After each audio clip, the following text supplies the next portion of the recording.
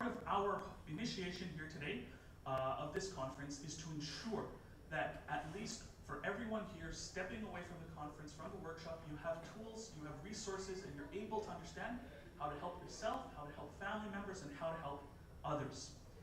Our goal is to ensure that every youth, every young person has access to these resources. And it's a continuous journey. Mental health and wellness is something that is a lifelong process and pursuit. We thank you for being here. We are honored to have you joining us both here in SFU Surrey on campus, or for most of us online.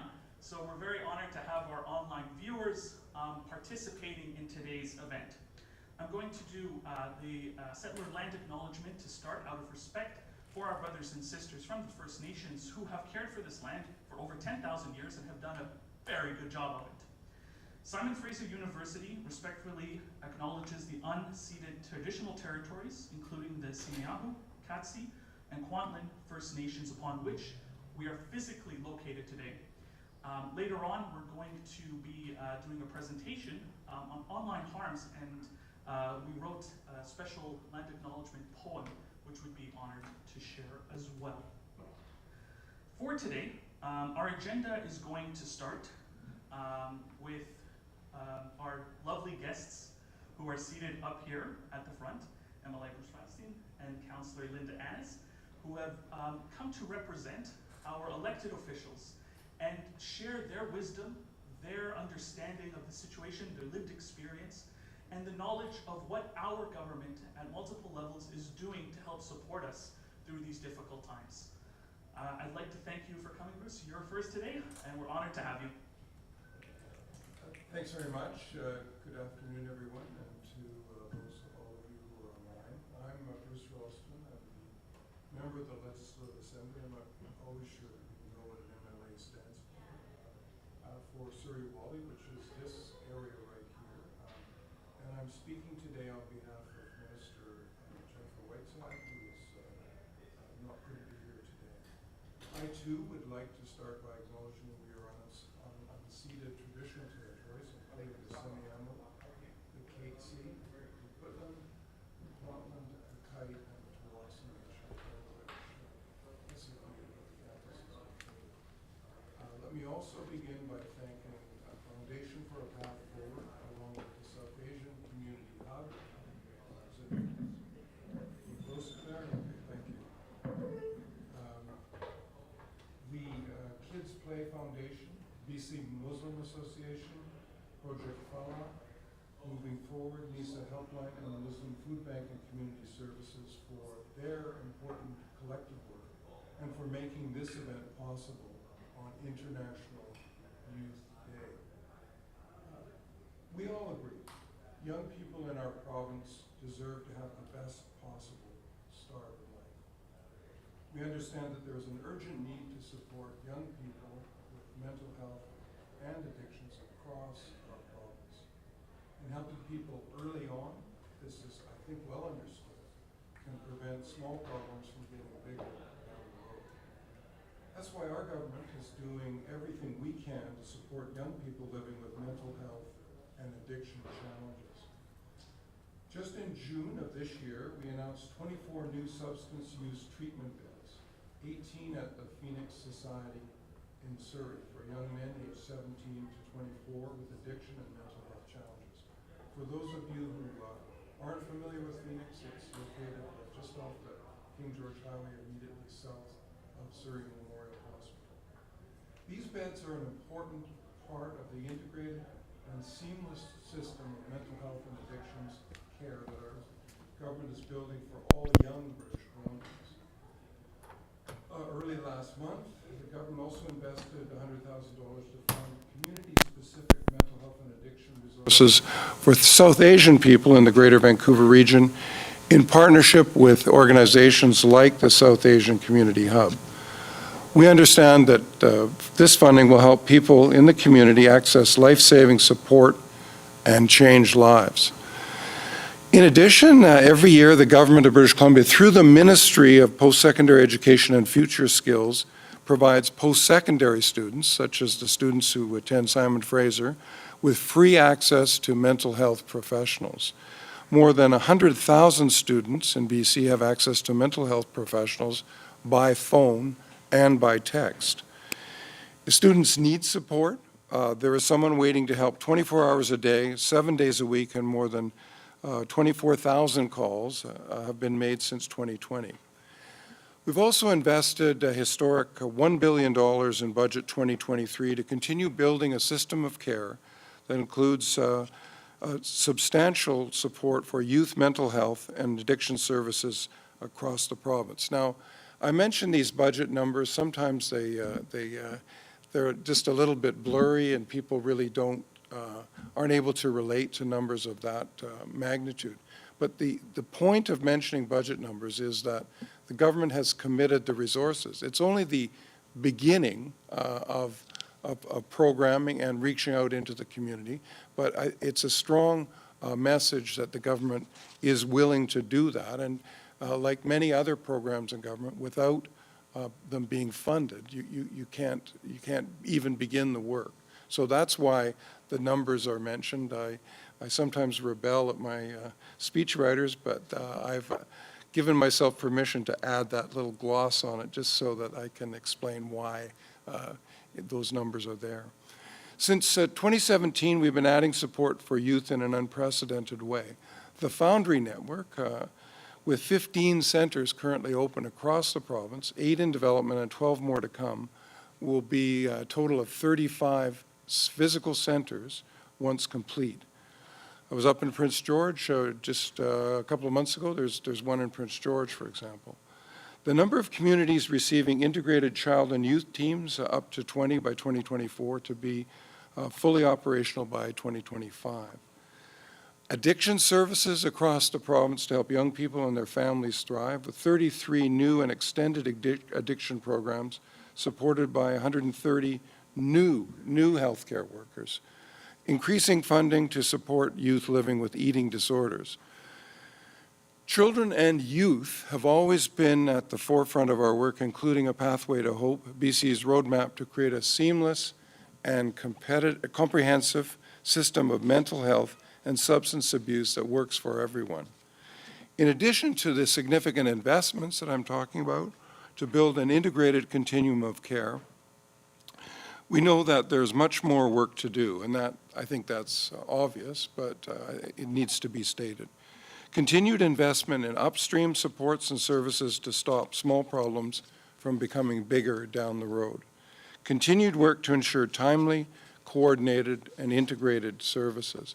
And I think anyone who's attempted to enter or access the system of mental health supports will know that integration and a path forward through a system of programs is absolutely essential to get the kind of help that people need. It's not enough to have a thicket of impenetrable programs that people can't get access to. So that integration is really important. We're also building equitable access to supports across the province, whether rural or urban. So not simply here in Surrey or Vancouver or Abbotsford, but also in more regional centers such as Prince George, Kamloops, Prince Rupert, and the smaller towns and villages that make up our province. And the next one is a big one, breaking down barriers and stigma by acknowledging that mental health and substance use care is health care. It's not something bolted on to the system. It is an integral part of health care. It is health care. We will know that we're getting closer to where we need to be when young people and families tell us that they are receiving the right care when and where they need it. This work is ongoing, clearly, and we won't stop until we're done. We know there is much more to do to support our young people, and certainly on behalf of Minister Whiteside, I know her personal commitment. I admire her capacity for work and her resilient spirit as she tackles the challenges of her portfolio and provides the leadership on these issues that's required. And so I'm sure she would want me to say that on her behalf. So we won't stop working until every young person in our province is able to get the services they need and deserve. So thank you very much, and I will end my comments at that point. Thank you.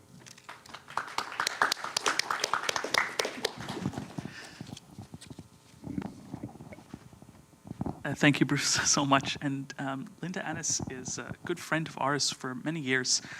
We've worked on multiple programs, and really one of the key allies of the community, as Bruce is as well, for really addressing shared challenges. In addition to her role as a city councilor, Linda is also executive of Crime Stoppers, which is really cool.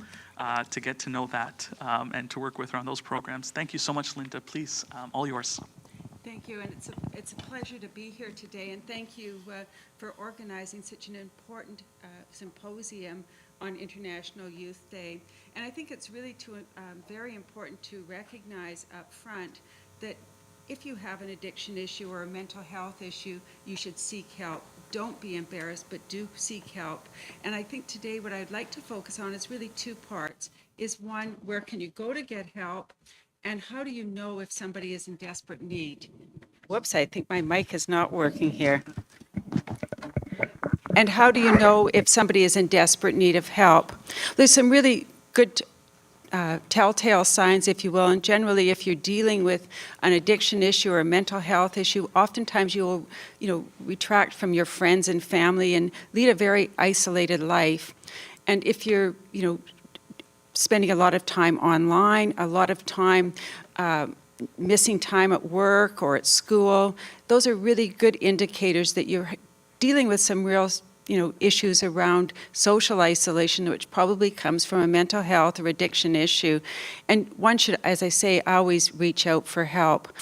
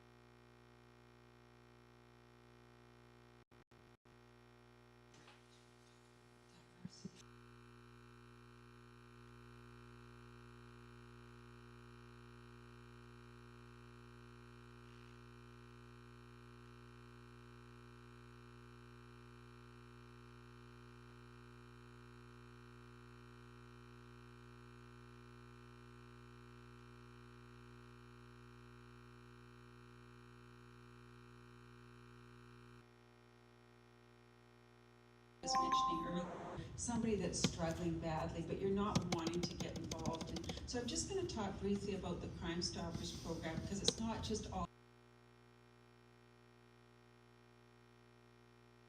somebody is involved in drugs or in a lifestyle that isn't a safe lifestyle. You can always call Crime Stoppers, and if you call us, you remain anonymous. Even if the person, is arrested, if it happens to be drugs, or is receiving some sort of treatment as a result of your call, they still won't know who reported it. So I highly, highly encourage people to use that service.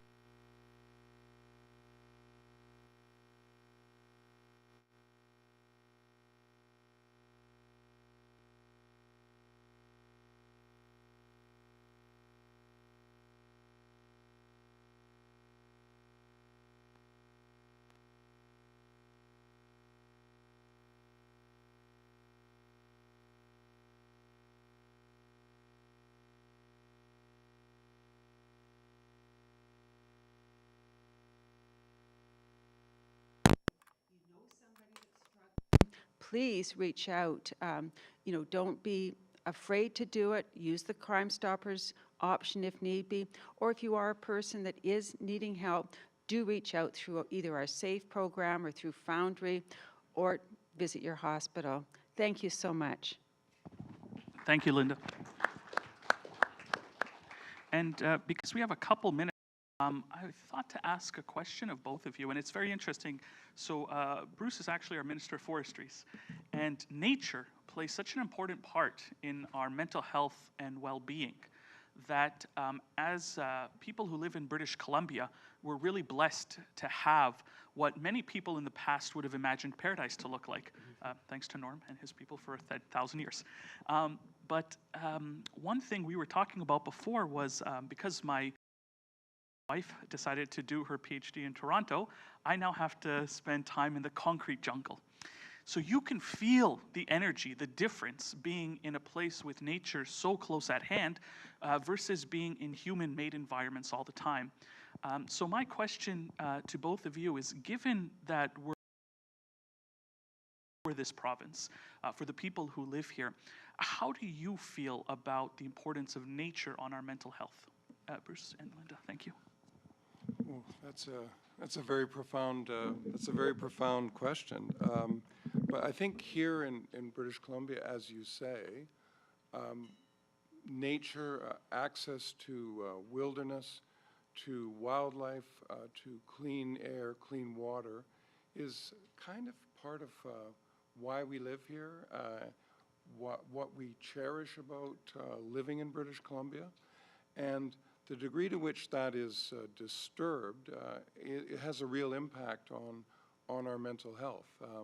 I think we just witnessed in the last couple of days what's happening in Hawaii, which one would say was as an environment and a natural environment would be one that's very healthy, sought out by people from around the world as tourists and permanent residents, yet just overnight completely shattered and destroyed, and with profound impact not only for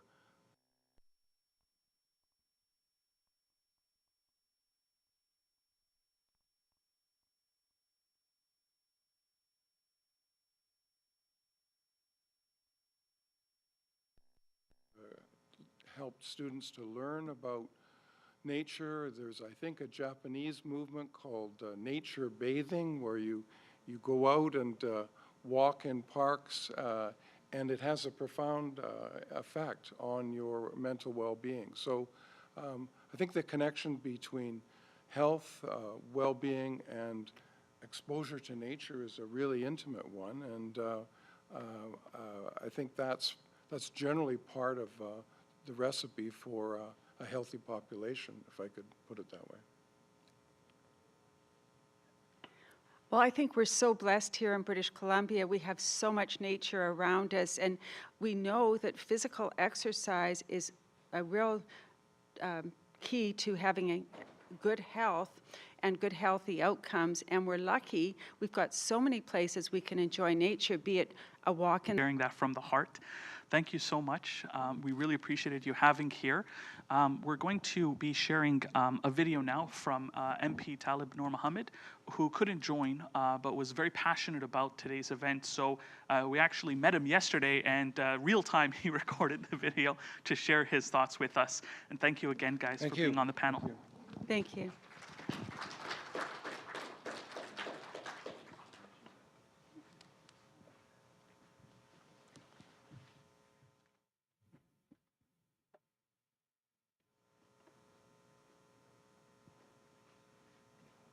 My name is Talib Noor Mohammed. I'm the Member of Parliament for Vancouver Granville.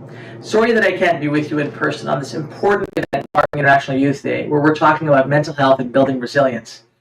Look, these are complicated times, and in our communities, particularly the Muslim communities, South Asian communities, we don't often like to talk about addictions or mental health, and there is stigma attached in our communities with dealing with these issues. But I'm so glad that you are all gathered to talk. We're dealing with incredible amounts of hate directed towards the South Asian community and the Muslim community, and Islamophobia and anti-Asian hate are on the rise.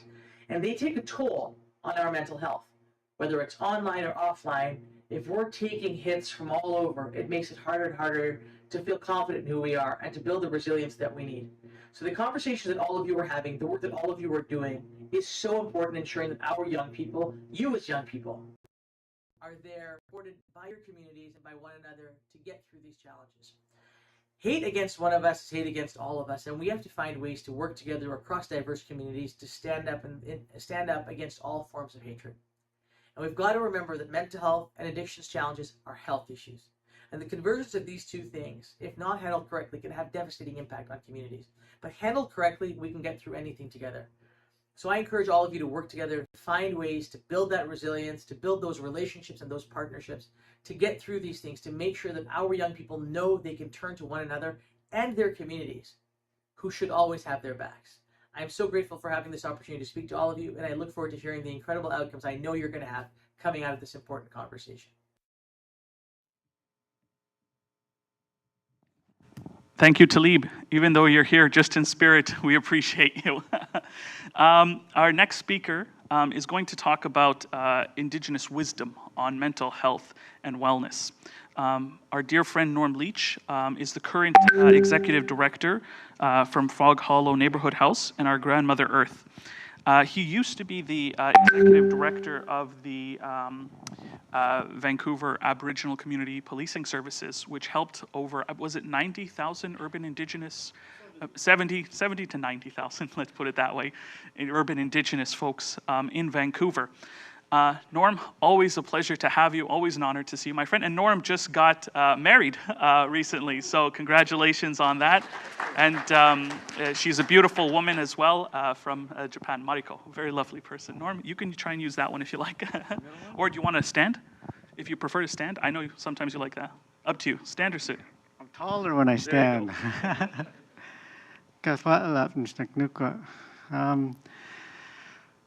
Norman Leach and Squachicha. My name is Norm Leach. I'm from Tlitlit of the Stadtlium Nation. I'll begin by acknowledging the land itself first. The land was here first. And our relationship with the land is different than a colonized relationship with land. The land is our relative. She's our ancestor. She's our first, our greatest grandmother. She was here first. She's the ancestor we share with the dinosaurs, in fact. And she has given us everything. Everything we've ever eaten or drank or used for medicine or shelter, she gifted us. And she did all that without question, without limit, without condition, without interruption. And so when someone does that, gives you everything forever without condition, that is the definition of love. So we understand that she must love us a great deal to have gifted us with all that forever. So much so that we know that every cell and molecule and atom of our bodies is from her. And for all our ancestors has returned to her. And so that's the relationship that we have with the land. And that's a little bit different than the colonized relationship with land. We have not turned her into property. Having acknowledged the land itself, we acknowledge the people who've taken care of these lands for at least 10,000 years. And I won't list them again, but just to say that they did such a responsible job of taking care of these lands for so long. And Indigenous people lived everywhere. We still live everywhere.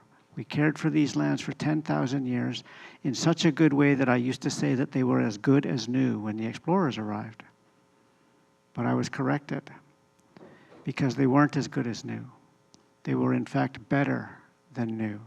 The people understood it was their responsibility to improve it if they could, to leave it as good as or better than it was provided to them, which is why when the explorers did arrive, they found the largest forests on the planet, in the solar system, probably the galaxy, maybe the universe. They found the largest salmon runs in the world, the largest caribou herds in the world, the largest buffalo herds in the world were here. They were amazed. It was beyond their imagination, the things they found in the territories that we cared for 10,000 years. So we acknowledge all that amazing work, so that because of all that work and the gifts of the grandmother, that we also get to benefit from those gifts and also share our gifts to help each other and the people and the land.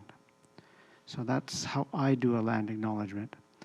Now, there's some other things to acknowledge. Joseph has said I worked with the Aboriginal community policing. I'm also trained in trauma therapy and Indigenous focusing oriented therapy. We had to become experts in trauma because we are so recently colonized here in BC. Where I'm from, Leetclet, you know it as the town of Lillooet. Our lands surround the town of Lillooet. Simon Fraser was the first explorer in 1808, which is barely 200 years ago. So my great-grandmother's great-grandmother was probably alive before then. It's been recent for us. We have not fully adjusted or healed or accepted colonization in British Columbia. And that is reflected in these acknowledgements that acknowledge that it has not been completed. It was not done correctly when these lands were settled and taken.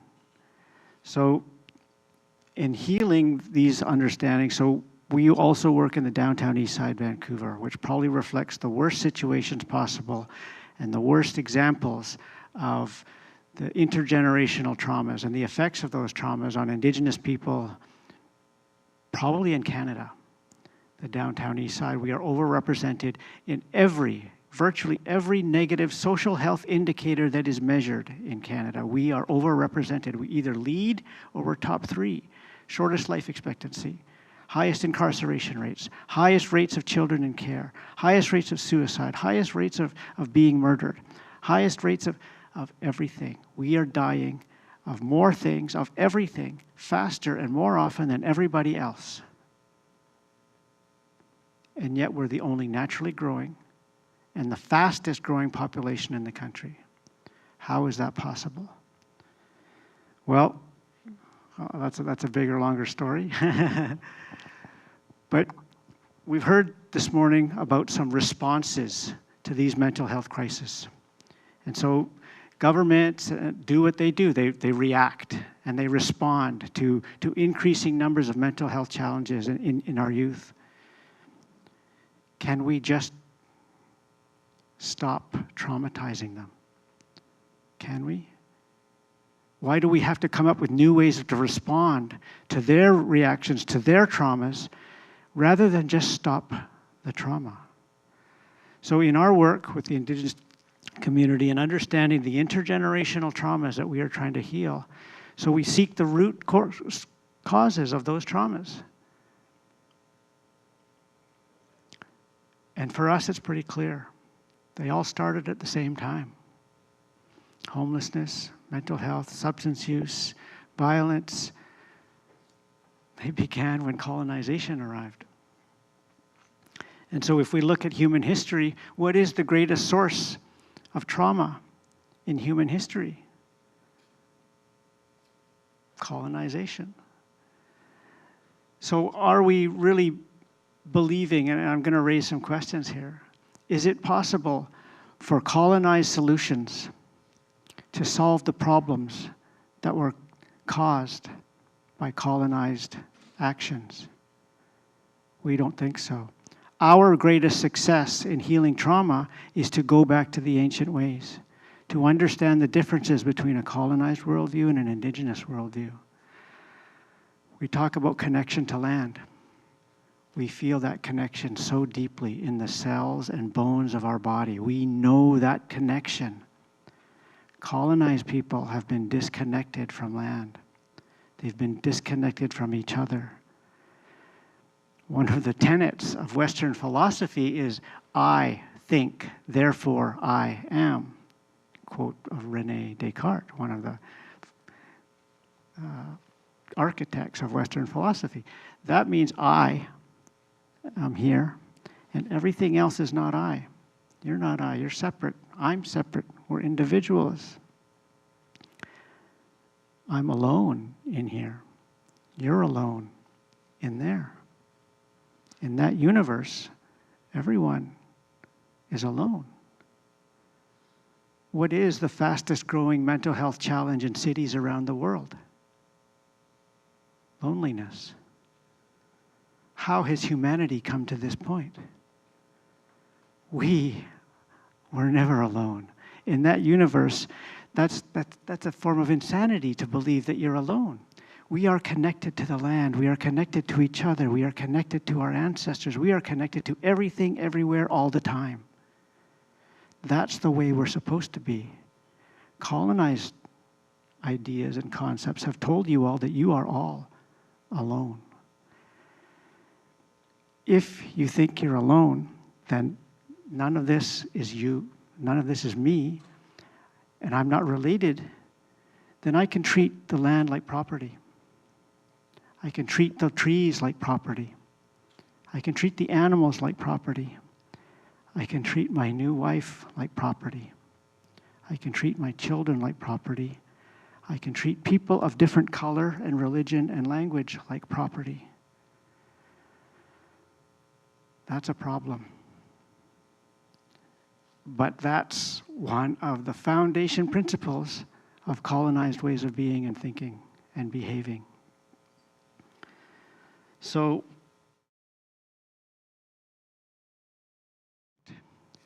do you have a sense of connection?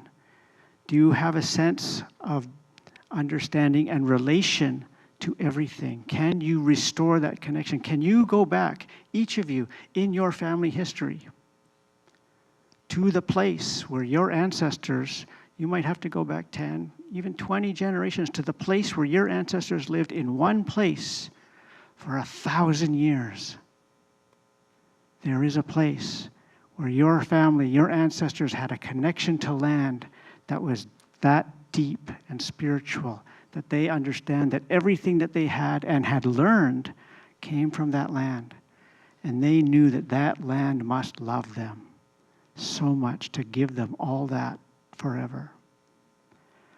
And when you have that relationship with land, then that changes your relationship with everything.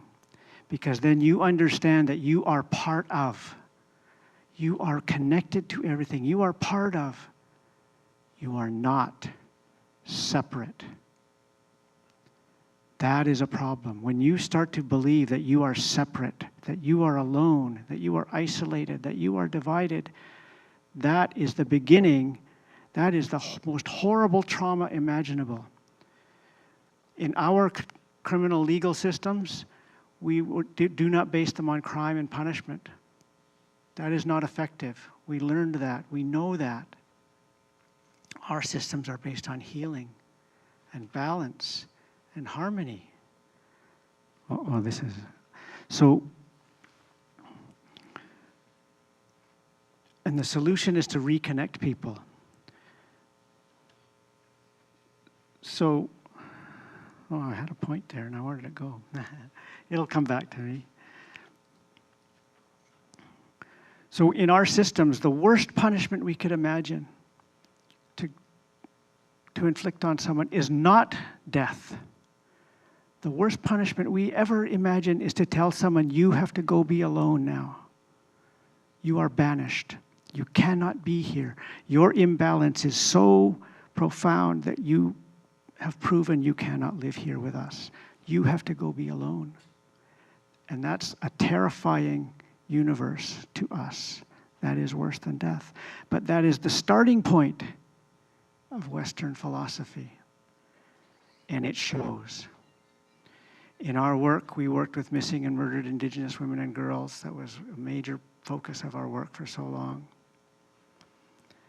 We had to learn, okay, what is the situation? Well, we had to understand that the Canadian legal system, probably one of the most modern, progressive, liberal legal systems in the world. When women come to our office and say, something has happened, something terrible has happened, we have difficulty really encouraging them to report, because we know and they know what's going to happen.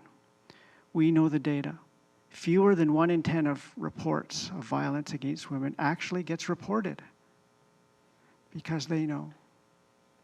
Fewer than 1 in 10 of those reports will lead to charges because that's the system. And fewer than 1 in 10 of those charges will lead to convictions. And this is Canada. And the Me Too movement is global. And we see that as another outcome. And I don't know if it can be proven that it's not an objective of colonized ways of systems and being, because it's consistent.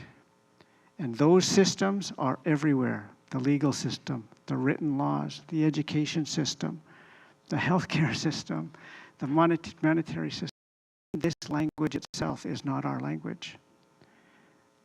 All these laws are written in English, which is not our language. So ask yourselves, what is the root cause of the traumas? Because it's the traumas that cause these behaviors and cause these outcomes of mental health imbalance, of substance use, and it's showing up in our youth. And the answers are in our ancient ways, in our ancient connections to land and the ancestors and each other. And to understand that none of us is really alone, ever. We were never meant to be alone or to think that we're alone. And whichever ideas gave root or gave rise to those ideas, we just see them as insane. It's a form of insanity, and it shows. So if you're interested in learning more about the work that we do, I'm bringing that work forward to the Frog Hollow Neighborhood House and the other neighborhood houses, and to restorative practices in the City of Vancouver and the Vancouver Police Department and the Vancouver School District, and bringing trauma tools to the frontline workers in the downtown east side of Vancouver and across the country. And we're advancing those ideas to have people understand the root causes of these symptoms, which are the traumas caused by thousands of years of colonization and the ideas that underpin those processes. So that's my message. Thank you, Norman. Really appreciate it, brother.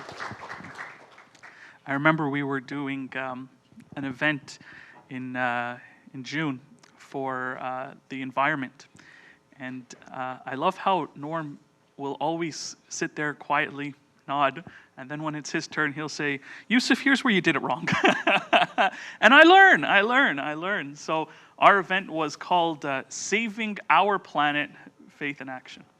And Norm says, saving our planet? Saving? We're here to save our planet? Colonist thinking. But part of this is to grow and to learn, right? Supporting the planet. And part of what we want to do together is to learn from one another and to share what works from all our backgrounds. Our next speaker actually is calling in from the UK, and to share the learnings from there. But before I do that, I thought to just give everyone a heads up. If you do need to use the washroom in the audience, it's just straight out the back and to the right. It's very nice. It's very close. I always value that piece of information when I'm in an event. So I thought to share it with everybody here today. So what we're going to do is we're going to set up our Zoom link here for today, because we do have international speakers joining. While I'm doing that, we're going to put this back on, but if everyone sees that QR code up in the corner, that's Mentilink.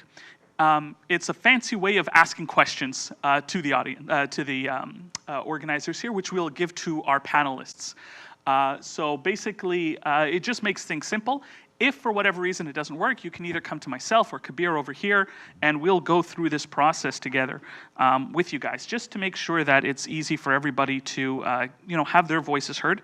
I'm just going to add Brother Khalil Kasim to the Zoom link, because he is there with us. I don't know if you can see us, Khalil, but we can see you on the Zoom.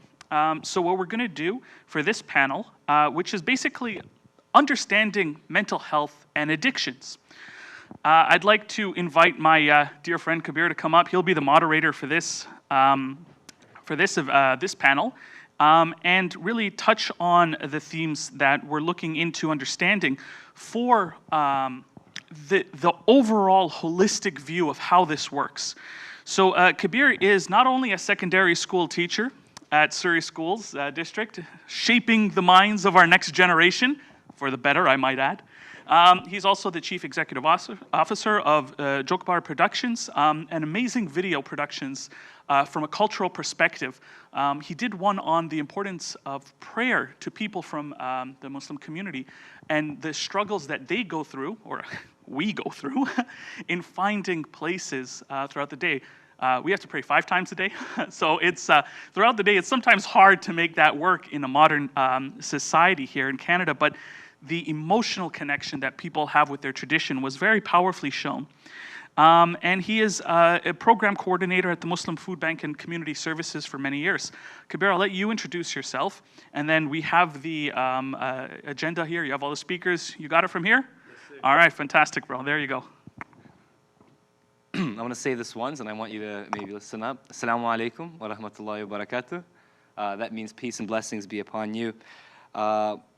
You did an amazing job. Sometimes I don't like to introduce myself. I do a lot in the community, but in the essence, I do take pride in being a high school teacher. It is probably the most profound work that I do in the community. As a substitute teacher, I have a very particular access to a lot of students at once. I don't have my own classroom of 30 where I could sit with them and really change them, but I do have a perspective and a view of the many students across Surrey. And when I say that this is a topic that is very serious and that needs your attention, I mean it wholeheartedly. Especially when it comes to culturally sensitive therapies. I will speak more of this down the line when I have my own talk, but we know that Surrey, if you step into a Surrey classroom, it is quite the mosaic.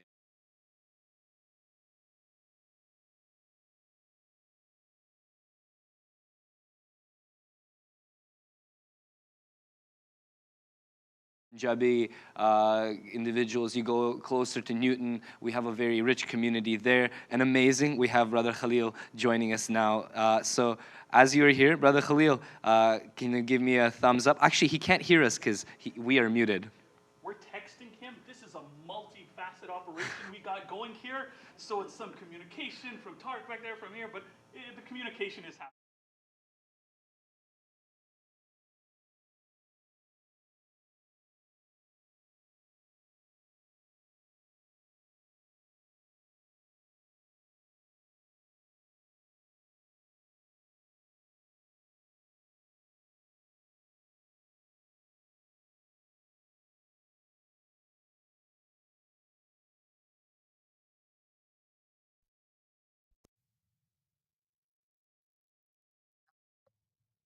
And he's representing the eclectic house.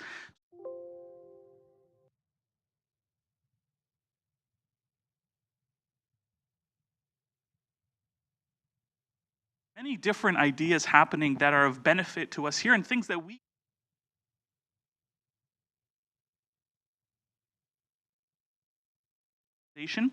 rooted in Islamic principles. Again, part of what we try to do is make sure that everyone feels comfortable with the support and therapy that they're getting from their own cultural background. Now, this can be from a European cultural background.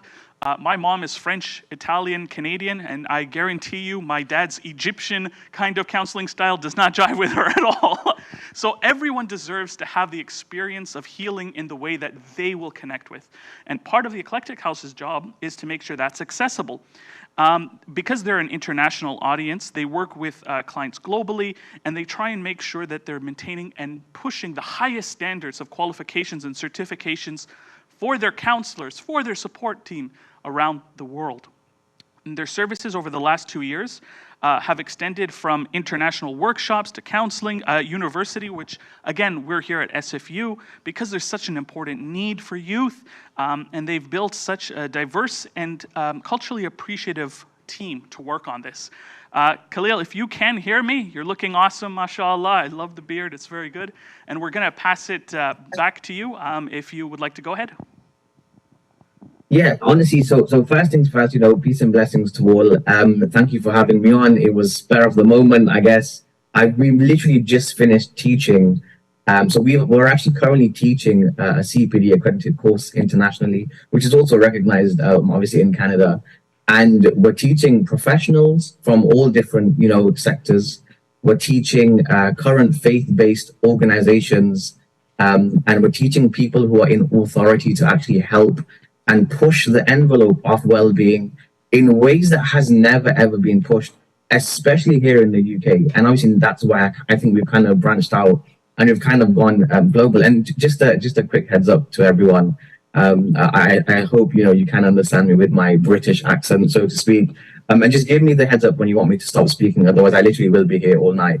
Well, it's my night. I think it's your somewhat evening now, or midday. So we've kind of taken initiative. We understood that there wasn't enough spaces, unfortunately, for youngsters to kind of go in, be themselves, not have any type of fear of consequence due to safeguarding issues, which aren't actually issues. I think what's happened over the last few years internationally, and I don't speak just from a UK standpoint, is we've kind of set the boundary and we didn't know where to set it, and we've set it so high, and we unfortunately can't get people to that sector or to that level of well-being that they need to get to.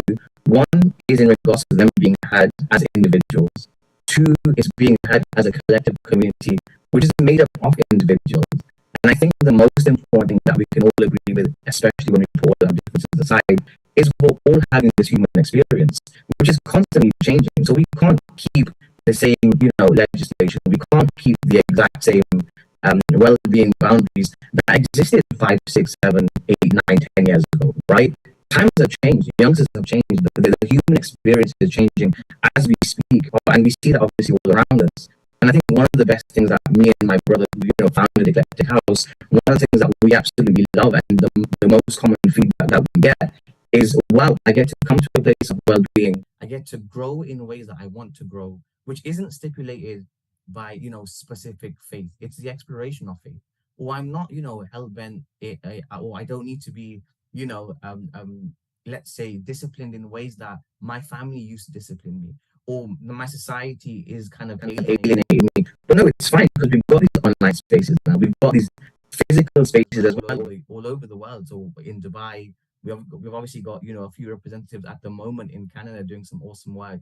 We've got some awesome people in America, obviously in London. And I think one of the things that I personally believe that's actually helping us grow in regards to well-being is it's open to all. And for those of you that know, and for those of you that don't know, who will now know, there's a very beautiful Persian poet who says, "Come, come, whoever you are," right? Wanderer, wayfarer, lover of leaving. And I think the more, and we all do this, and I think all of us being in this industry, we all talk about, we're open and we don't judge, and we really want people to come. No. It's one thing saying it, but it's another thing to let people experience that openness. It's another thing to let people understand that we are here for them specifically. We're not here for a round of applause. We're not here for those to give us a standing ovation or for those to pat us on the back. No, we're actually here in this industry to either do the work or just talk about doing the work. And I think one of the reasons, which is why I started my own private practice and a community business, so to speak, is because I couldn't trust or believe in everything around me, especially in a little corner of the UK called Leicester. And we won the Premier League, a few years ago, so it might have put us on the map. But nothing was being done. Everyone was just talking. And we have to understand that the more we talk and the more times we don't take action, that's people who are ultimately, somewhat taking their lives. Some people's lives are getting worse while, we're here talking about trying to make change. And I think it's about being part and somewhat networking with others who want to make that change, whether it's a single percentage of change, which is, going to change the complete demographic of youngsters or even adults who obviously we deal with now, whether they're from faith perspectives or not from a faith perspective. Ultimately, the one blood that we all share is humanity. And I think one thing that I think's happened over time is we've forgotten that concept, and it's kind of pushed the envelope the other way, which is, a decline in well-being. We see the stats. We could sit here and we could talk about stats all day long, like, the percentage of divorces, the percentage of, mental health problems, anxiety, depression, self-harm, and so on, which isn't specific to a faith or not to a faith or to a specific gender or other genders. It's specific to every single human being. And I think one of the things that I love and I'm loving at the moment is we're getting to train people up as mental health practitioners, whether you're from the public or the private sector, in regards for them to be on the front line. Because think about this, before someone comes to me, let's say, you've got a typical 15 to 18-year-olds who are struggling on a day-to-day basis, they spend more time with their family, they spend more time with their friends. So I'm thinking, hang on a second, we don't need to push the envelope from our corner of the world. We can train other people up to be who are already on the front line voluntarily or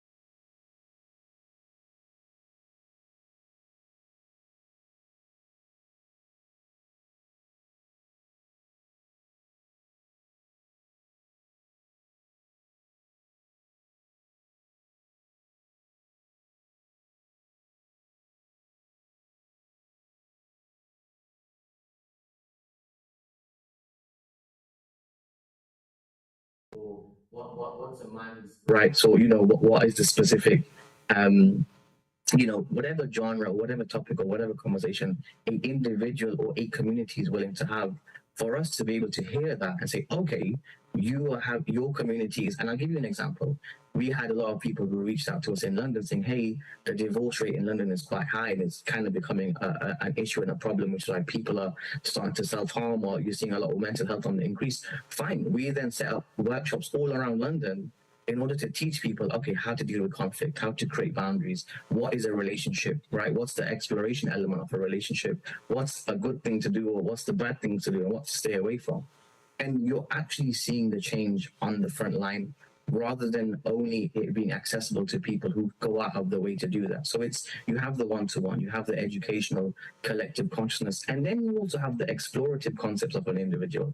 Hey, and I'll give you just a quick, just before, I somewhat hand it back, or you, anyone has any questions, I can get a phone call in the next 10 minutes saying, hey, I'm looking to, change career, and I feel like the career that I'm currently in is really getting me down mentally. Okay, that's fine. I can either discuss that, or I can signpost to people in our team. We have lawyers, we have faith-based, authoritative figures. We have people in the community that we work with. We have teachers, we have tutors, we have all. What's really become magical for me to see is the networks that we've got publicly and the networks that we've got privately. But that only happens when you're actually doing the work and you're coming across people who share the same vision and who also want that level of well-being to be spread not only in their community, but to be spread in every corner of the world or every corner of the globe. And I think the pandemic showed us that, we have the resources, we have, I guess, the manpower, or the woman power, right? And the time to do so. And I think it's time now more than ever to be more accessible, to help and to share information and to share solutions that are ultimately going to help the human race, or anyone that ultimately wants help, because you can't really force people to get the help. But from the BME community, from us as South Asian, our own Asian community, we've seen so many people come through our services, and no one ever leaves with nothing. And I think that's the most proudest thing I can personally say, is that because we've allowed our practitioners and our organization to touch upon every area, whether it's knife crime, whether it's drugs, whether it's, even potential infidelity, mental health, issues and problems, we've got people that can work in every different sector, and we can signpost to those that we trust. And I think the most important thing that I've learned from doing this over the last 10 years, I might look a little bit young on screen, but I'm nearly 30. And what I've learned of doing this over the last 10 years is you don't need much to make a difference. You just need the right people to make a difference. And I think that's one thing that I've definitely learned with our small team that's now growing as well now. But thank you for having me on. Thank you for listening to me. I hope my accent wasn't too hard to understand. And I look forward to coming down to Canada in the future to work with different organizations and to see how we can help each other. So thank you so much. Thank you so much.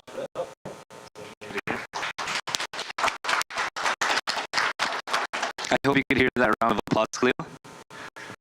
No, I did. Yeah, the crowd is clapping. Jazakallah khairan, Khalil. The work you are doing is tremendous. We need more of this in the community. Everyone here in the audience is nodding their heads.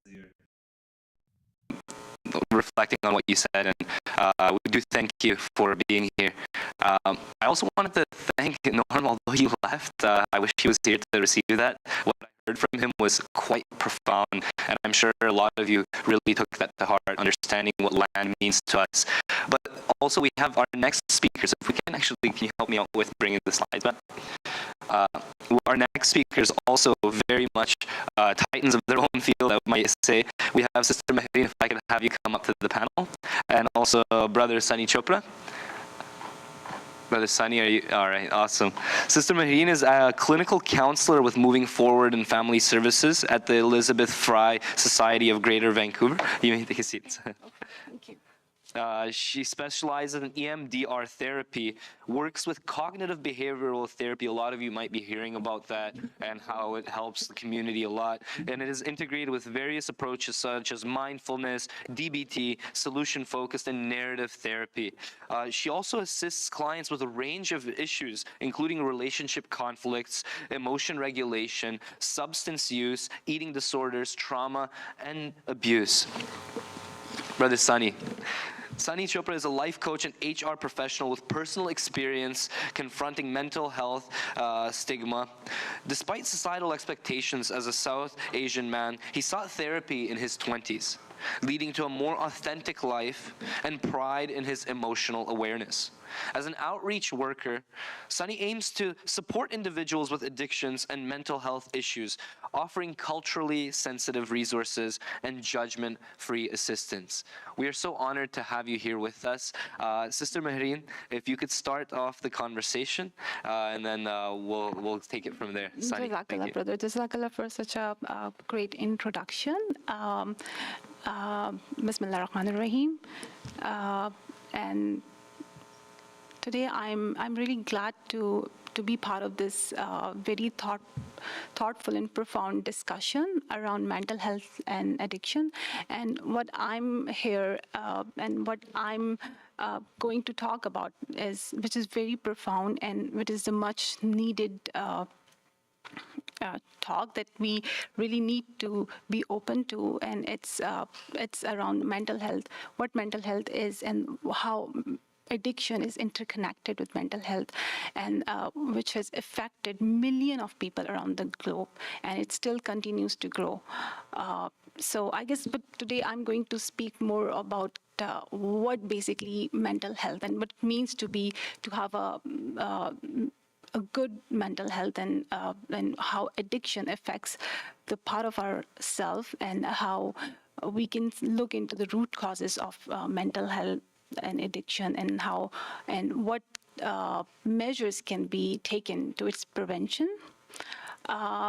For mental health, what it means to me, it's my psychological, social, physical well-being, and this is something that really, this is the reason I perform my day-to-day tasks with ease and comfort. This is how it tells me how much healthy I am, if I'm taking care of my good health, and if I'm able to cope well with my stressful situation, and I'm able to make good connection with people, and I'm able to make good choices, and I'm able to make strong relationships, take good care of myself, my nutrition, and that's all what it sounds a good mental health to me.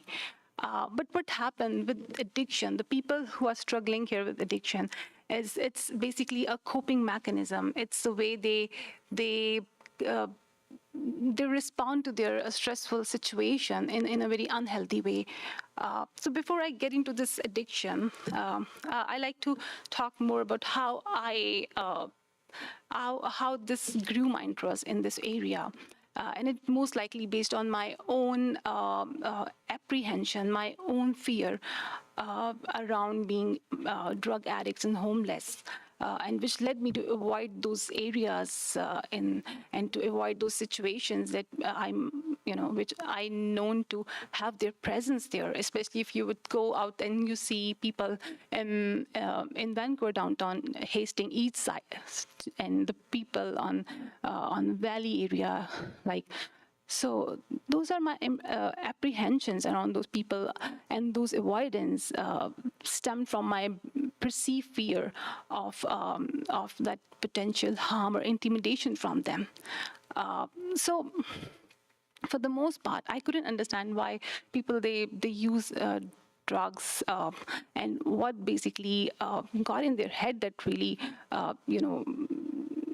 make them have those choices which they regret, and some of them they have the very life-threatening consequences like overdoses, and then they end up having their life in a very disruptive way. So what happened is, like, I couldn't understand what's going on with them until I started working in a residential program with the women, with addictive women struggling with their addiction, and they're in their recovery. So then I realized that when I realized how deeply rooted stigma is, how deeply rooted the social stigma that they're facing, a lot of rejection, a lot of pieces of like being ostracized in our society, and they are the reason they are being cornered and in a one one side, and which is just kind of keep them to be in that black hole and this rabbit hole. They like to go out of this, and they like to work like a normal human being, but they cannot, just because of this stigma that it's going on, and how people perceive them, and how they have their belief around drug addiction. And I would like to say one thing which is very important, and I think that addiction, how we see addiction, is different, because there are so many other addictions here which are acceptable to us, like which we really we really have respect for those addictions. Like if you say like workaholism, if you say, let's say, this is also addiction, because it also runs on the same cycle. It just kind of operates on a same cycle of addiction. If you just look closely, the cycle of addiction, it all operates on craving and being compulsive, being in a compulsive act, and then consequences and loss of control. So all these stages comes in every single addictive behavior, whether you're using drug, other substances, and if you are indulging into other other addictive behavior. Like I can talk about my own addiction of chai, like drinking tea. And it's okay, like I drink tea, and my kids sometimes they say, oh mom, you're addicted to tea and you shouldn't be drinking, it's not good for you. But it's something that we are very into it, and we just think that, oh, this is something, it's respectable. Workaholism is respectable. Even though it's so overly dedicated, people, they don't take up their other responsibilities, and they don't get to sleep much, and then they don't get to spend time with their families because they're so much overwhelmed with their work. And also we have other addictions of like internet, phone. There are so many addictions, but still they're all respectable. And somehow our society, some of the addictions, our society feeding into it, like the shopping addiction. If you just say, we just get some promotions we receive through our email, like, we have this discount and we have this % off, if we would buy and get that. So that's how I just see this difference, this differentiation, and based on those separate, how we view this addiction and how our culture participating in it. So while my work during the residential program in recovery with addictive women, I found that addiction doesn't develop in isolation. Rather, it's a part of a complex piece of puzzle. And to heal each and every part, we really need to look deeply into its root causes, what contributing its prevalence, what it's contributing in its development. What I just like to share a story about one of my client that that she opened up, and she has a long history of addiction to heroin and cocaine.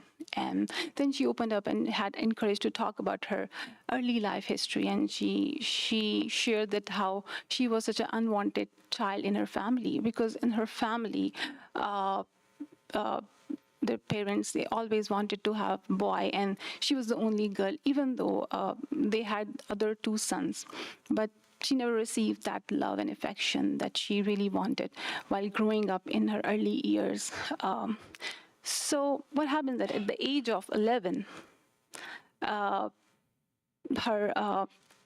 parents asked her to leave and moved to one of the friends' home down the street. And the reason was because her older brother met in an accident, and as a result, he got into some brain injury. So what happened that he became violent, and he became so physically aggressive towards her that he would smack her, he would just knock her down, and it was so bad. Like she would receive a lot of physical assault living with him. So what solution they found is, it's like to ask her to move. 11-year-old girl, if someone asked a girl, how would that girl be thinking and feeling? Like if you would ask an 11-year girl and just abandon that girl, and moved her to some other places. So that was a big piece to it. And she moved there, and where she got entangled in drugs, and how she met a few people, hooked up with the wrong crowd, and started selling and buying drugs. And that's how it just all began.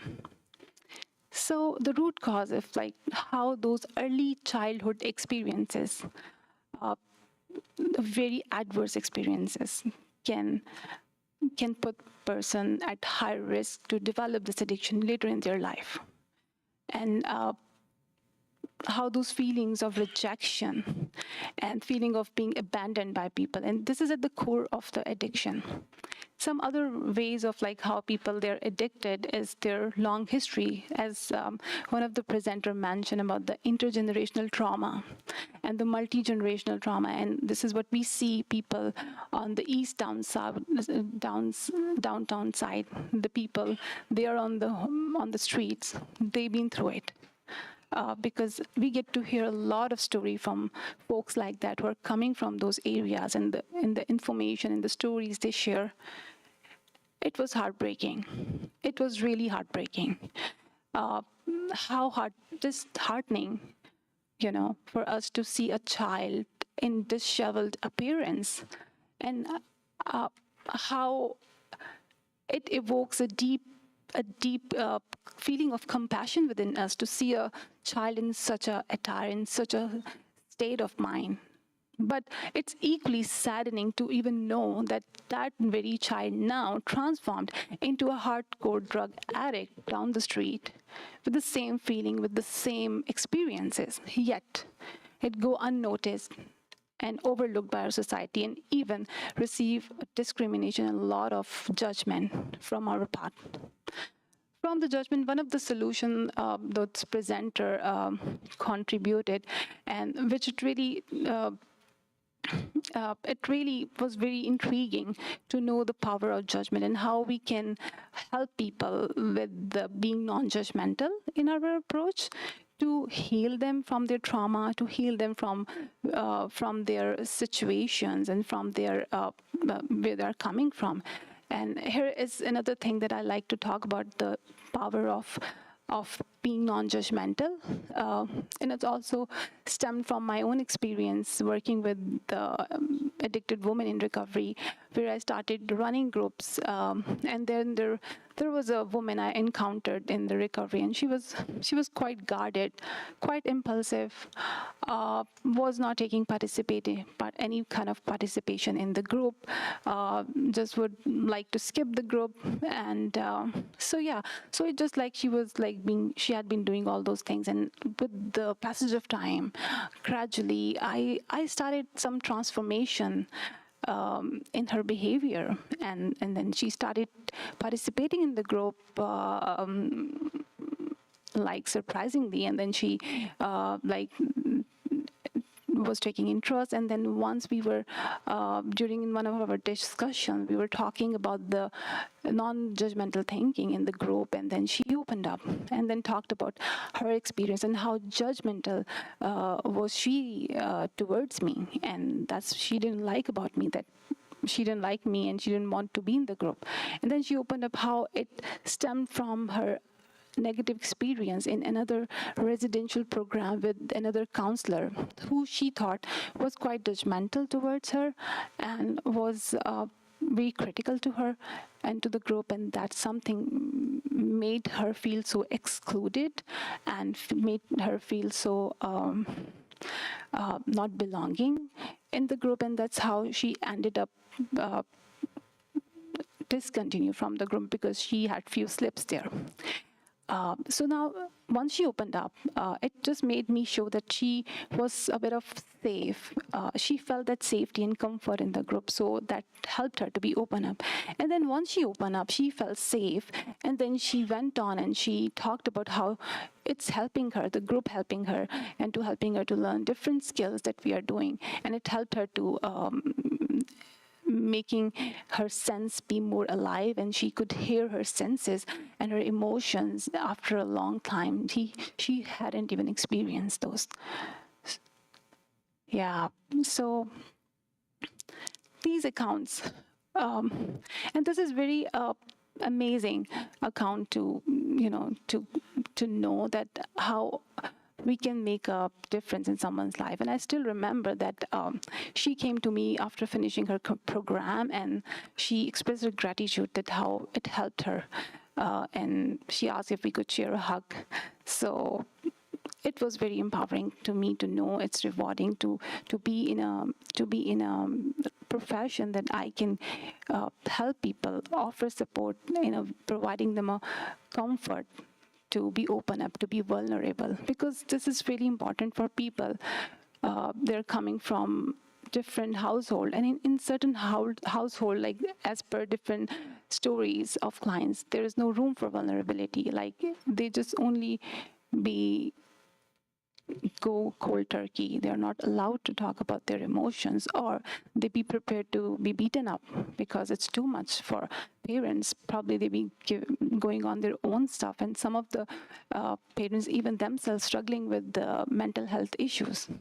So there's a lot, and especially those people who are coming from diverse background and culture, like us, like as people, we are immigrants here. Some of people, they come here as a refugee, and it adds additional toll on their struggles, like coming here from different perspective, from different background, and grappling up with their own stuff, with their own comfort level, and trying to making things easy for their family, trying to provide them with food, and making sure that they are having enough emotional and financial stability. But sometimes what they are missing is how they can face those challenges like this, the one in outside. Sorry. Okay. Yeah. So what I was saying, that those root causes, those underlying issues, are the predictor of development of addiction later in life. And one of the point that it came in my mind is the poor emotion regulation. It's a big cause of developing addiction in people, and how they are not supposed to talk about their emotions. So what they do, they just numb out their feeling. They just go on a freeze mode, and this is the response of the stress. So when stress comes in, it has their different responses, like fight, flight, freeze, and appease. So yeah, so people, they, depending on their personality type, they get into those, they pick those mode which helping them in their situation. So once they numb out their emotions, and it opens up a void in them, and how it just kind of opens up this emptiness. So what an addict person do, he just kind of fill up this emptiness by using the drugs. Even not the drug addict, but other addictive people around the globe who are using the addictive behavior, they just kind of fill this gap, try to make themselves comfortable. And there are so many distractions around it which are the contributor to this dilemma. Yeah, so towards, I guess that I have more minutes to, okay. Okay, all right. So yeah, I just like to wrap up the talk because I think I don't have much time to talk. So then I'd like to say early prevention is the key for it, and how we just can integrate other approaches like medical, psychological, and spiritual approaches to, like as other speakers they mention about it. It's really helpful in the prevention to its. And also, before I just wrap up, I'll say that you don't really have to be a professional to offer support with them. All you need, you have to be a human. Yeah, thank you for listening.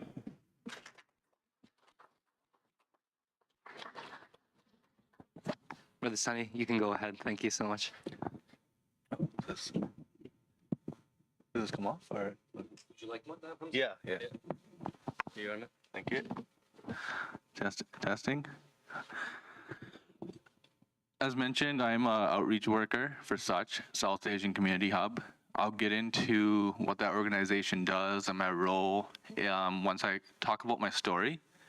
But as I tell you my mental health journey and my story, if there's a theme to it, or if there's a subject or a sentence, if you're in the elevator or you're going to the beach today and someone asks you, what was that sunny guy saying about his story? What was it?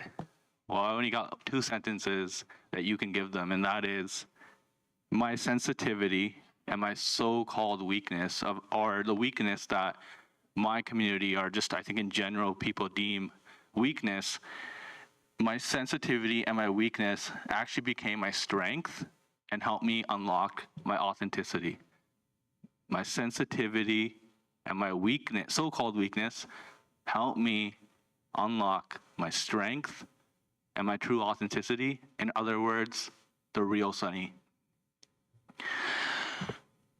My parents divorced when I was 5, and I ended up living with my mom. And the great thing was I had a lot of family and friends who supported me, and everyone was always there for me, and I'll always be grateful for that.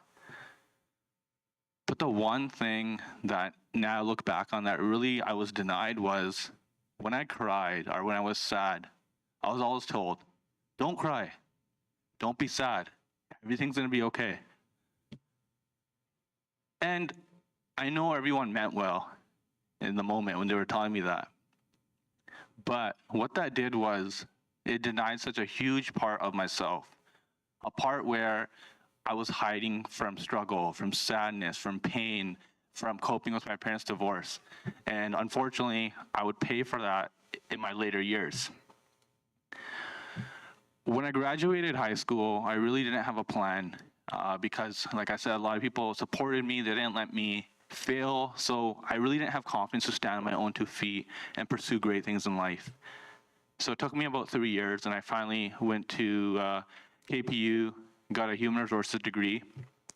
And through that journey and those early 20s, I started to gain confidence in myself. And obviously when you're that age, you're really into going out, into partying.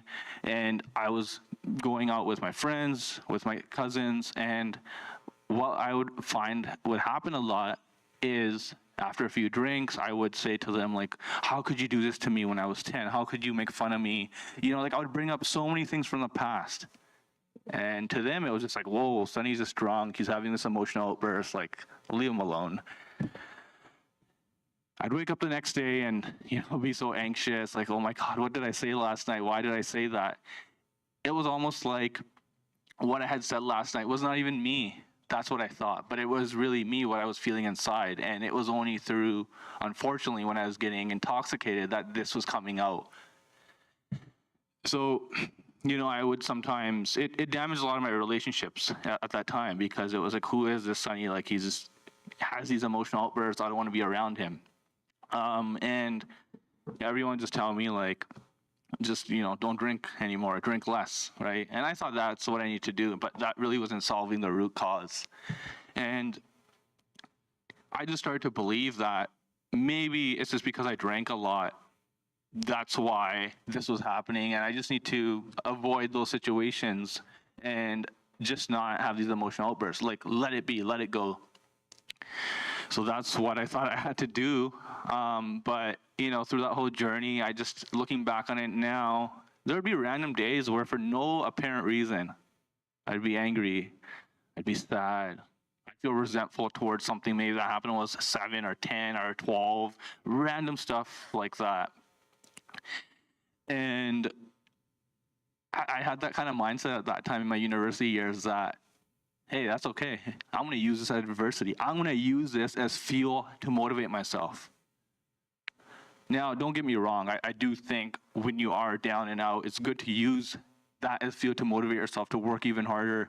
But I still do think you need to address what's going on underneath. Otherwise, it's going to keep coming up. And I think it was mentioned earlier that, it's going to, what you're feeling inside, eventually it's going to come to the surface. Like I always, in my coaching, I say to my clients, either when you suppress your emotions, either you address them or they will address you.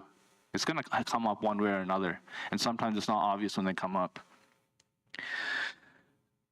So in the last, I would say it's been about 4 years, I started to go to therapy. And, you know, I don't know if amazing is the right word, but the thing was, the reason I went to therapy was because the job I had was really, really stressful. And obviously we had an employee assistance program, it was free. So I was like, hey, why don't I try this? It's confidential, it's anonymous, no one's gonna know. And it's really amazing because throughout going to those sessions, the sessions had nothing to do with the job and the stress. It was all the pain I experienced and the lack of coping with my parents' divorce and just being bullied, being picked on, not being able to stand for myself. That was finally all talked about. I was holding it in for 25 plus years, and finally I talked about it. It wasn't easy for sure. It was hard. And there was times after a session I was shaking, I was crying. I feel like I got ran over by something. It was very tough. But once I started to rise from that, I realized like, wow, I was denying such an authentic part of myself. A part where it's okay to be sad. It's okay to have arguments with people in your relationships. It's okay to, if someone upset you or hurt you, to stand up for yourself and say, hey, if you're gonna treat me that way, I'm not gonna talk to you anymore. It's okay to do these things and not just hide from them. So I just said that I owe it to myself to live this authentic life. And along that journey, there were some people, family and friends, who said like, who do you think you are, Sonny? Who do you think you are? And that was tough. It was very hard for me not to pull back and, hide from all this, but it took some time, it took some development, and then eventually people just realized, hey, this is just who Sonny is now. And fortunately, I haven't lost any family as a result of that. I haven't lost any friends as a result of that. So it's been really great in that sense. As I look back on that journey and think of the stigma, there were just so much cultural stigma associated, and there still is today in our community. For one, crying is frowned upon. And trust me, I still struggle with it. Sometimes I watch some TV shows that my wife sometimes makes me watch, and there's some emotional scenes in there. I have to sometimes go like this. And she's like, are you okay? I'm like, yeah, I'm good. So it's just like these emotional things that come out, and it's still sometimes hard for me to realize that it's okay to cry. And it's okay. It's not a big deal. So yeah, crying is definitely frowned upon, especially for men. Talking about your emotions makes it seem like something's wrong with you. There's this image that a male is supposed to have it all together, not cry, not show emotion. But really, like, if you listen, like, from what I've been saying, like, you're hiding so much of your authentic self, and it's so damaging. The other thing is, throughout my journey, I did have some family and friends that supported me, and there were some that didn't. People would just say, oh, like, tough it up, don't be a wimp, don't be weak, just be strong, or, even worse, some would say just have a few drinks and you'll be fine, right? So that's still prevalent in our community today. And I think there's also too much of an emphasis on the what and not the why. For example, you might hear someone say, stop drinking, stop doing drugs, stop being sad, stop being angry, stop yelling. But why are you drinking? Why are you turning to drugs? Why are you sad? Why are you angry? And I'm not saying every single person's in a position to help someone, but that should still be explored, and it never is. I'm so glad I reached out for help. It really changed my perspective on the cultural mindset that there is when it comes to mental health and stigma within our community. And it helped me unlock an authentic part of myself, and a part where I take pride in wearing my emotions on my sleeve.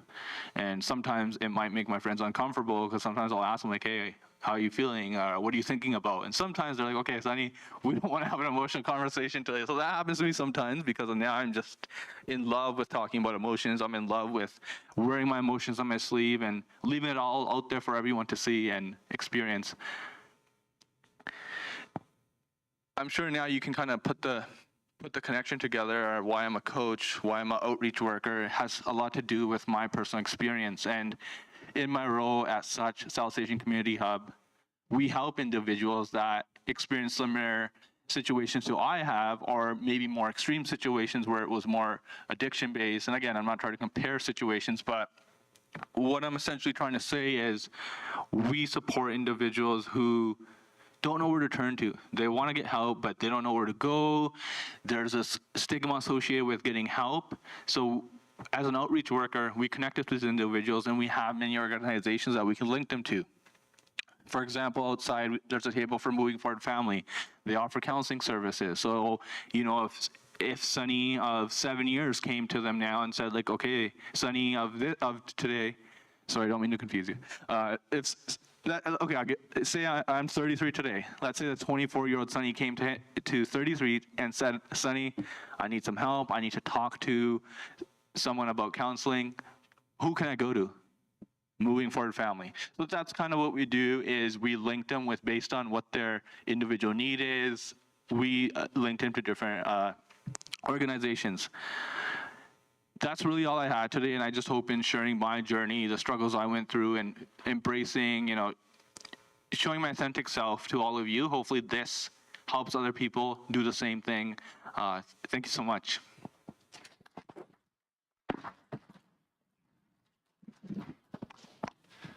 Thank you so much, Sister Mehreen.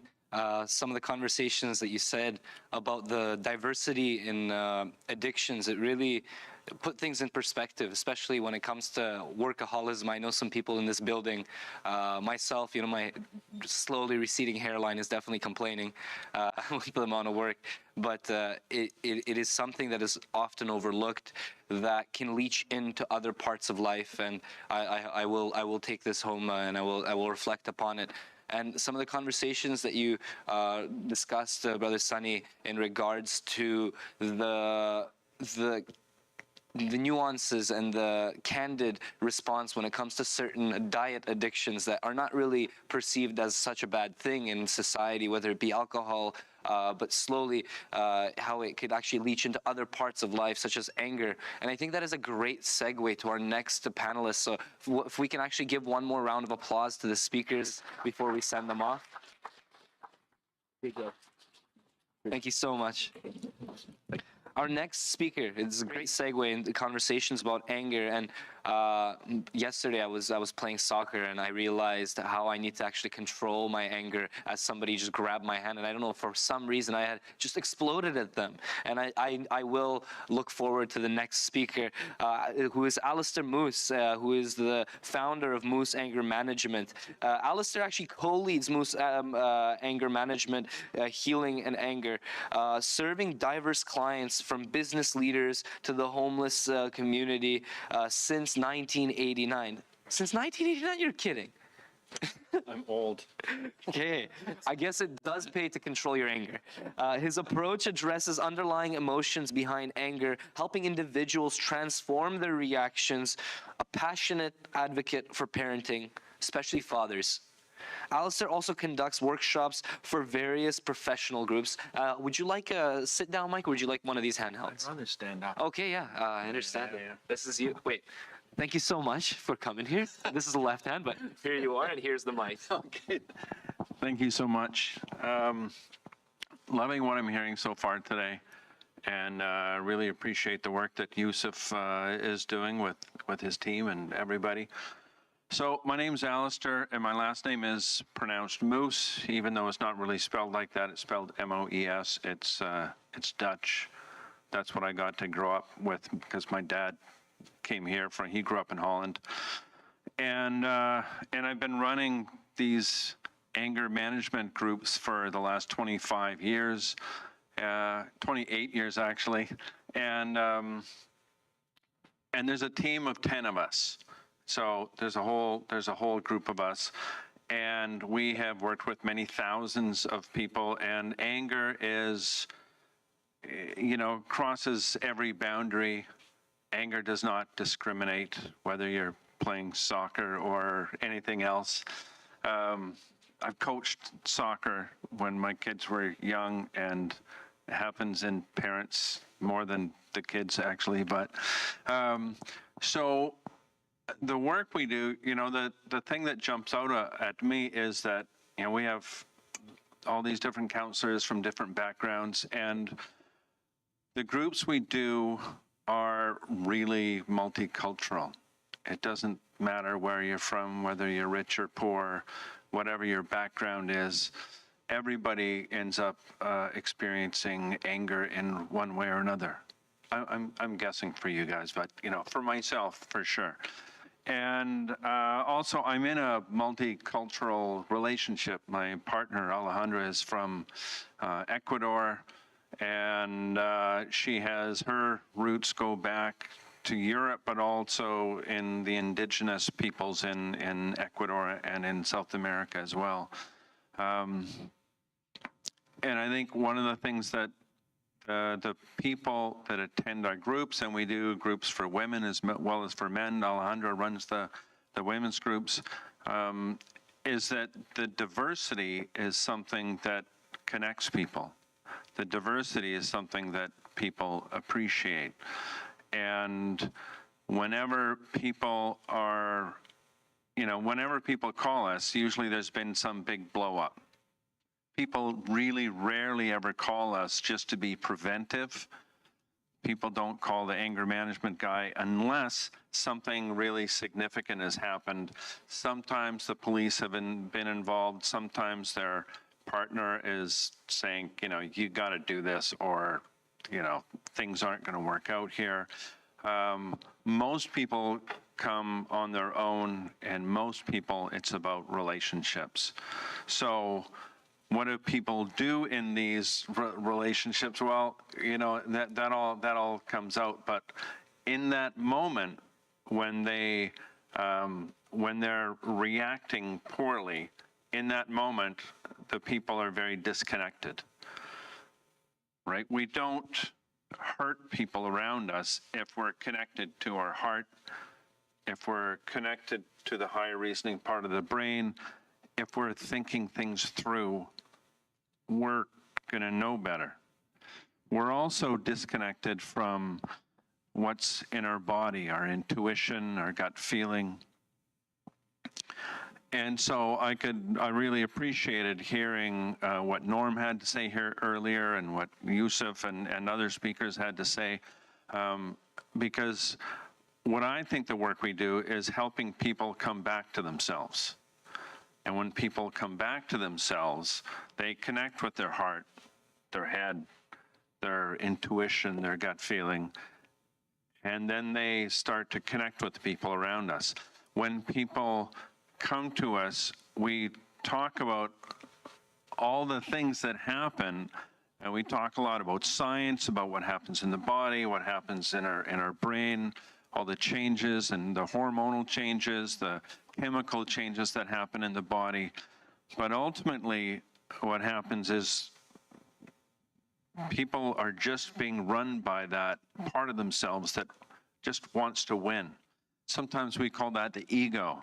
That part of us that has to get our way, be heard, be seen, be right, that competitive, ambitious part of us. And it's not a bad part of us. It just doesn't do a very good job if we leave that part running the show, right? The ego needs to be balanced by our heart, our head, you know, what's in our body. And when there's that balance, then somebody can be really competitive and ambitious and still be a good person. Right? There's lots of examples out there where people are competitive and ambitious and not good people. Because I think the people that are actually really connected to themselves, they don't create the headlines so much. And they don't tend to go to anger management as much either, because when we're connected to the people around us, we tend to see that bigger picture and not hurt them. And I have personal experience, you know, when I think about what led me to do this kind of work, it's because of disconnection. You know, I grew up in a household where nobody talked about anything. And way back in 1979, when I was 18 years old, my mom very suddenly died. Like literally, one day she was alive, the next day she was gone.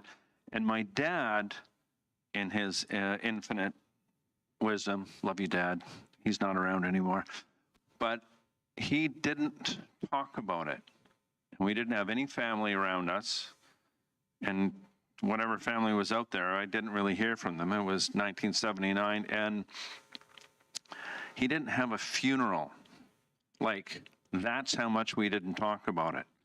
And so I had this really profound experience of just avoiding, just not talking about things. And I knew that was wrong at some level. I didn't realize it at the time. And I ended up going to, well, I went to UBC and got kicked out of there, but that's another story. And I ended up going to SFU and getting a degree in psychology while bartending.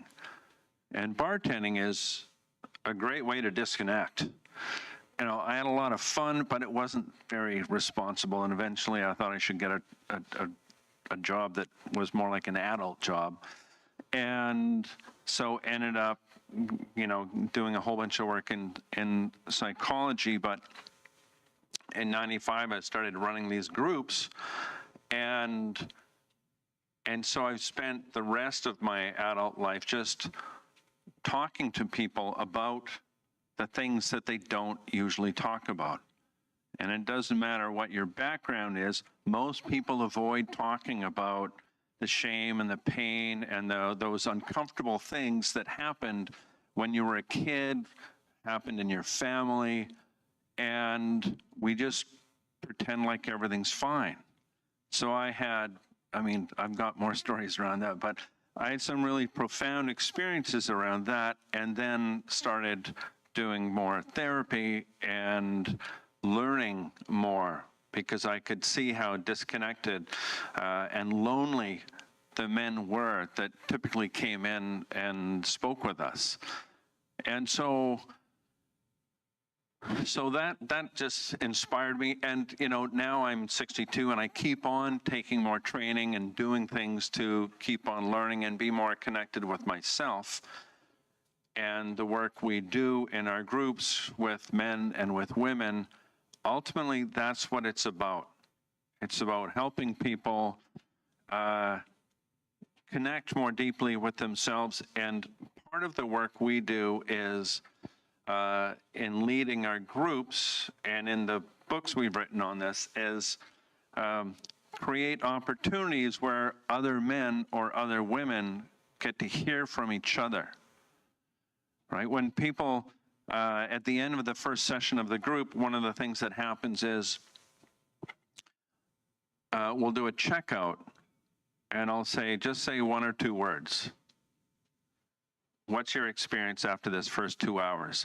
And somebody will always say, well, it's good to know that I'm not the only one. I'm not alone, right? And I think this is one of those profound things where they experience that, and then after the next couple of sessions, they're hearing from other men or women. They're hearing about what works. Now we present all sorts of stuff around the science, and I'm a storyteller, if you haven't figured that out yet. And they get to hear from what doesn't work, but also what does work. And often I think the power of the group is that people get to hear other people who are in the moment, in situations often like they are that are doing things that make a difference. And so there's people in the group, when they speak, it just has more of an impact. And I think one of the other things we talk about a fair bit is what it feels like, because we have to be connected to our body when we do this work. So when I'm talking with men about what's behind the anger, usually some combination of pain, emotional, sometimes physical, shame and fear and sadness and loss and all of these things, it's with a group of men who typically have very much disconnected from their bodies. And I know about this. I mean, coming from a family that did that and bartending for many years. Because if we're disconnected from our body, we can't really connect to somebody else. And so we work with people to get increasingly more connected with their body so that they recognize, they feel the fear, it's often a constriction in their chest. Whereas the anxiety, sometimes up here, but often in the belly.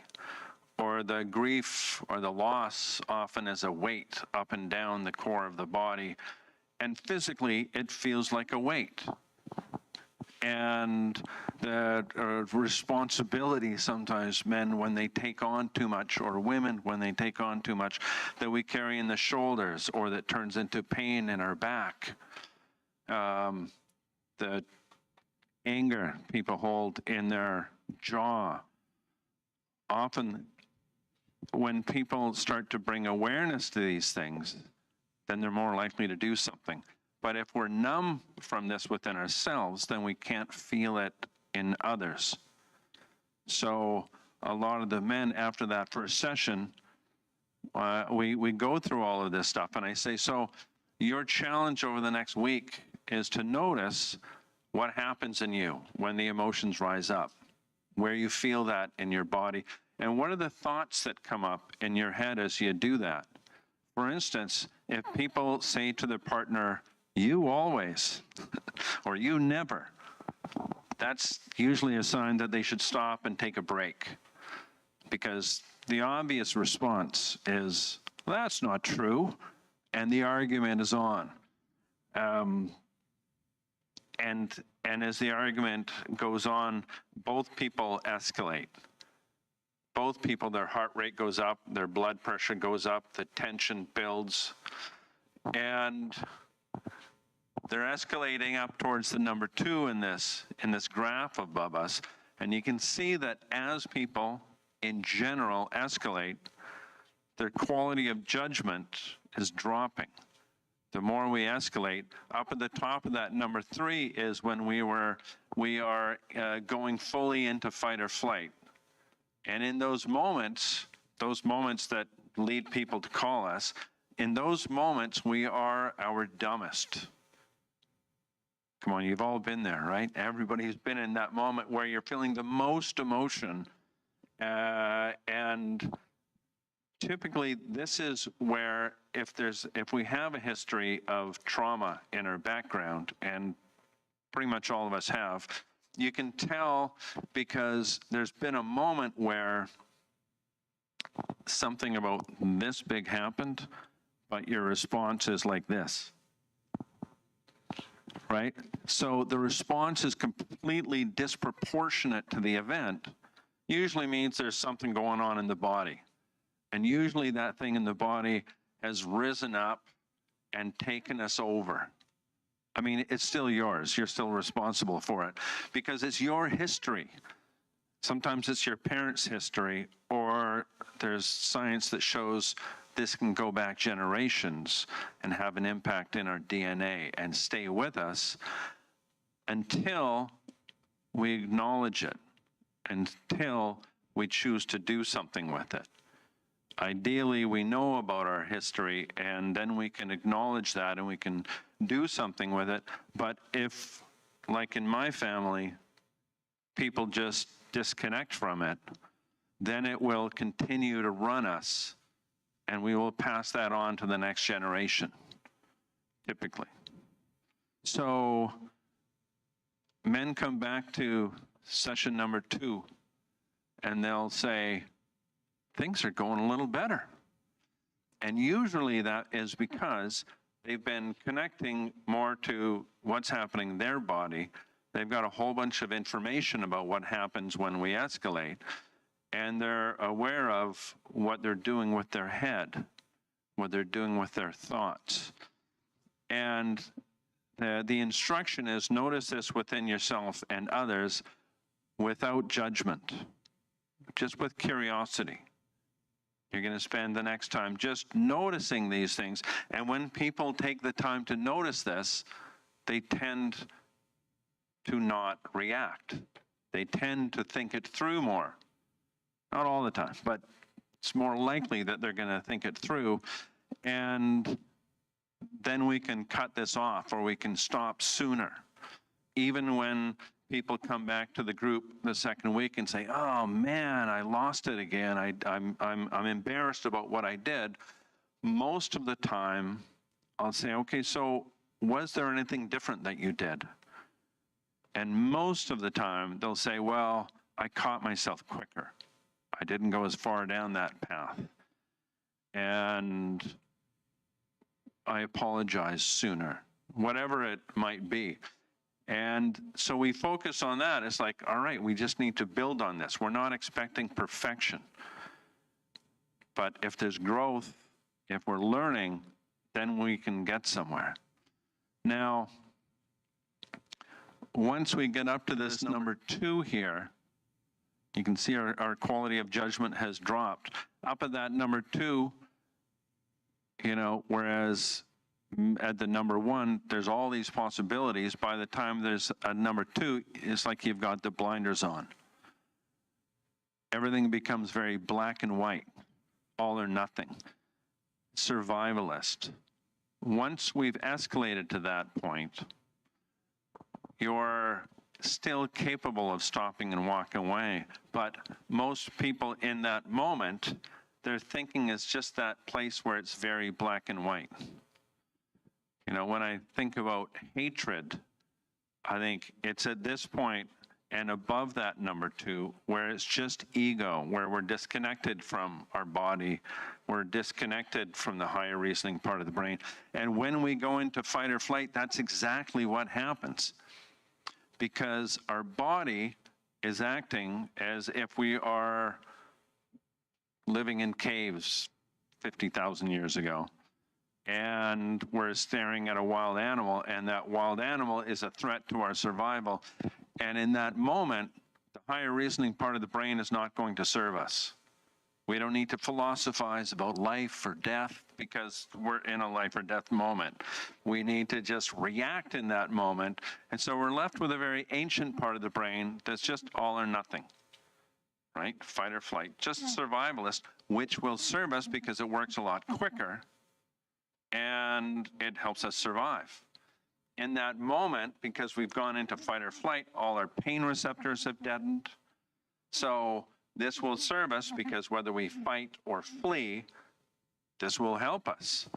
But the downside is that we're probably just talking with somebody we really care about. And in that moment, because we've escalated so much, typically because of trauma in our background, and when that's running us because we haven't addressed any of it, that's taking us over, and this ancient part of the brain is just running us, and it's just going to try and survive. So whatever's happening, because now we're up at the number 3 and our quality of judgment is at the lowest, unless you add alcohol, and then it plunges even lower. And we've shut down the higher reasoning part of the brain. Well, the body does. And when it does that, we're not as intelligent. It even shuts the part of the brain down that develops memory. So even without alcohol, people's memory can get really choppy in those really intense moments, or you can blank out because we've escalated all the way up and we're just in that survival moment. We're disconnected from our heart, and so we're just, we don't feel the love or the care. We also don't feel the shame, right? Every emotion, anger included, has a constructive, has a reason for being. Same with shame. We feel shame when we hurt somebody we love. We go, oh man, what did I do that for? That doesn't feel good. Usually you feel it right around the solar plexus. So in this moment, with the shame, we can collapse around it and feel awful, or we can hold ourselves up and go, okay, I'm not going to do that, or it'll help stop me do that, or I'll go, oh man, I got to go apologize. I need to, it's like the adult part in us. But in this moment, when we're escalated way up there, it's like this really young part of us is in charge. That's just all or nothing. So emotionally, the more we escalate, the more our emotional maturity level drops. Right? We escalate enough, we typically get down to, what do you think? 4, 3, 2, right? A 2-year-old, developmentally, it makes sense that they're going to have a temper tantrum. But somebody who's, older than that, or an adult, or a youth, it doesn't make sense that they're having a temper tantrum. And if they're having that temper tantrum, it's something in them. It's something from their history, typically, that's running that. And so often, historically, if somebody's just doing anger management and they're teaching them, as we do, about breathing, about meditation, about all these things to calm the body, and we have lots of different things that we help people with that actually brings your heart rate down, that pulls you back. But unless we're dealing with what's historically in our body and in our family history, we're not going to feel okay after that. Because that's what animals do. They're not self-conscious.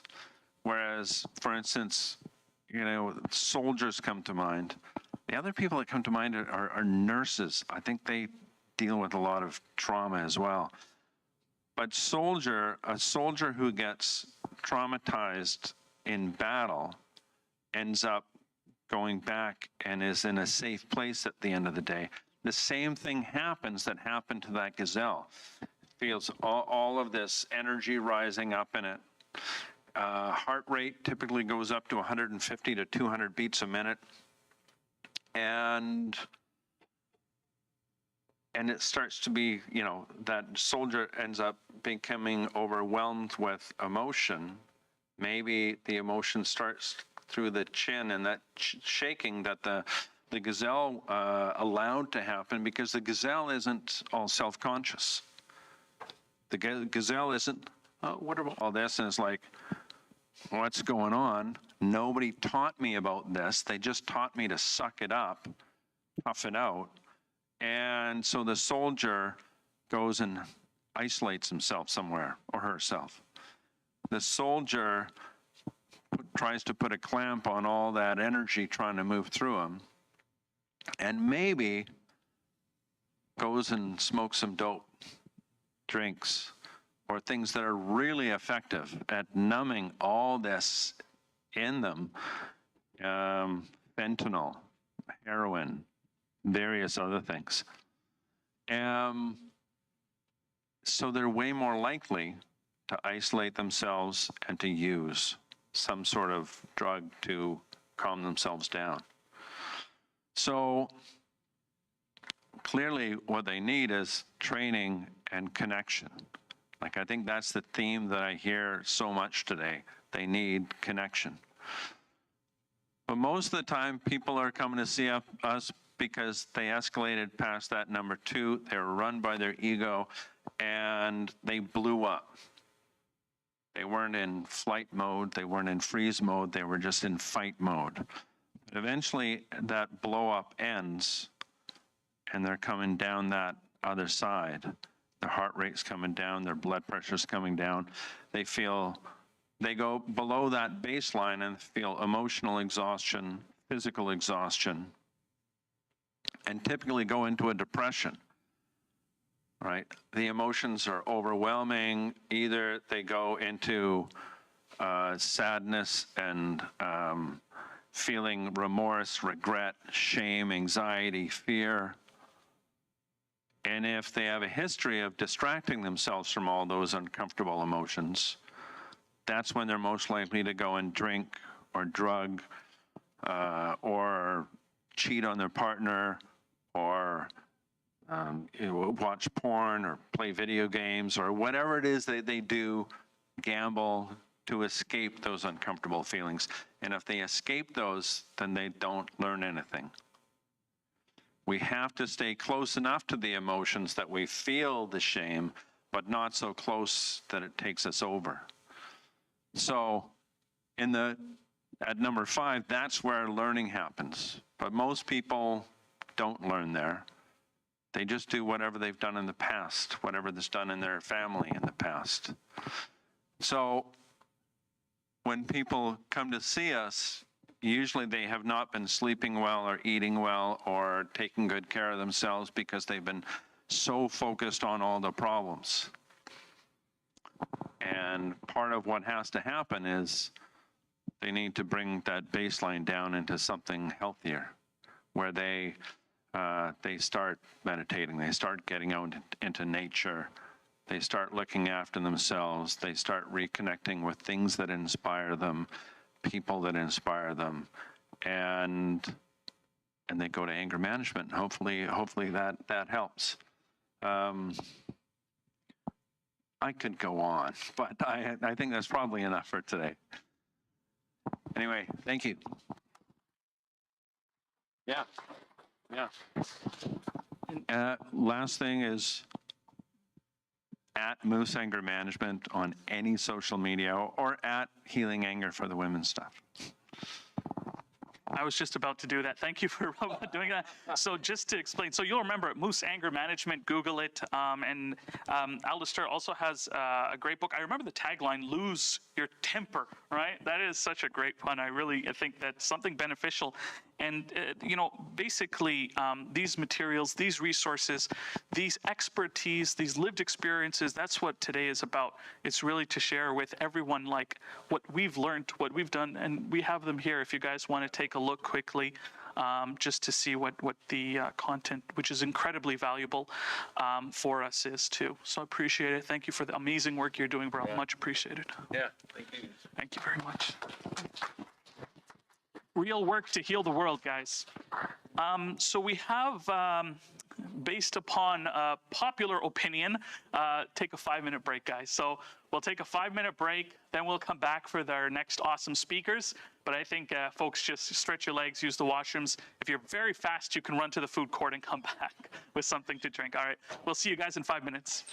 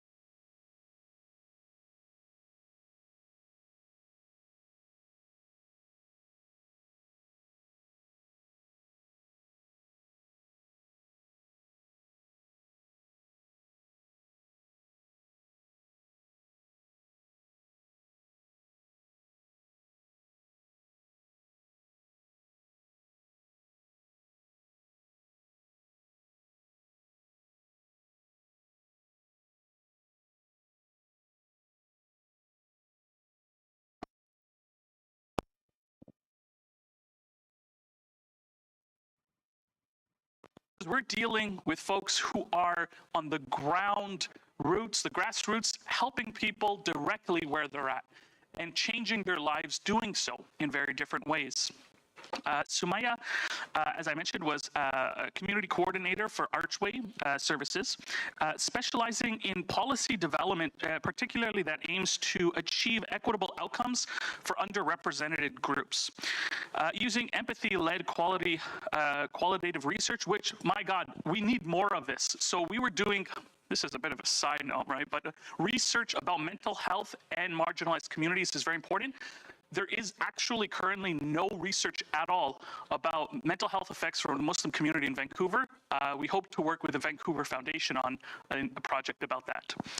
Now, collaboration on equity, diversity, education, and services that creates for research awareness on anti-racism and newcomer integration, an amazing human being. We were talking before and we're saying, you have such great vibes. And she was like, no, you have such great vibes. And I was like, wow, what a amazing coincidence.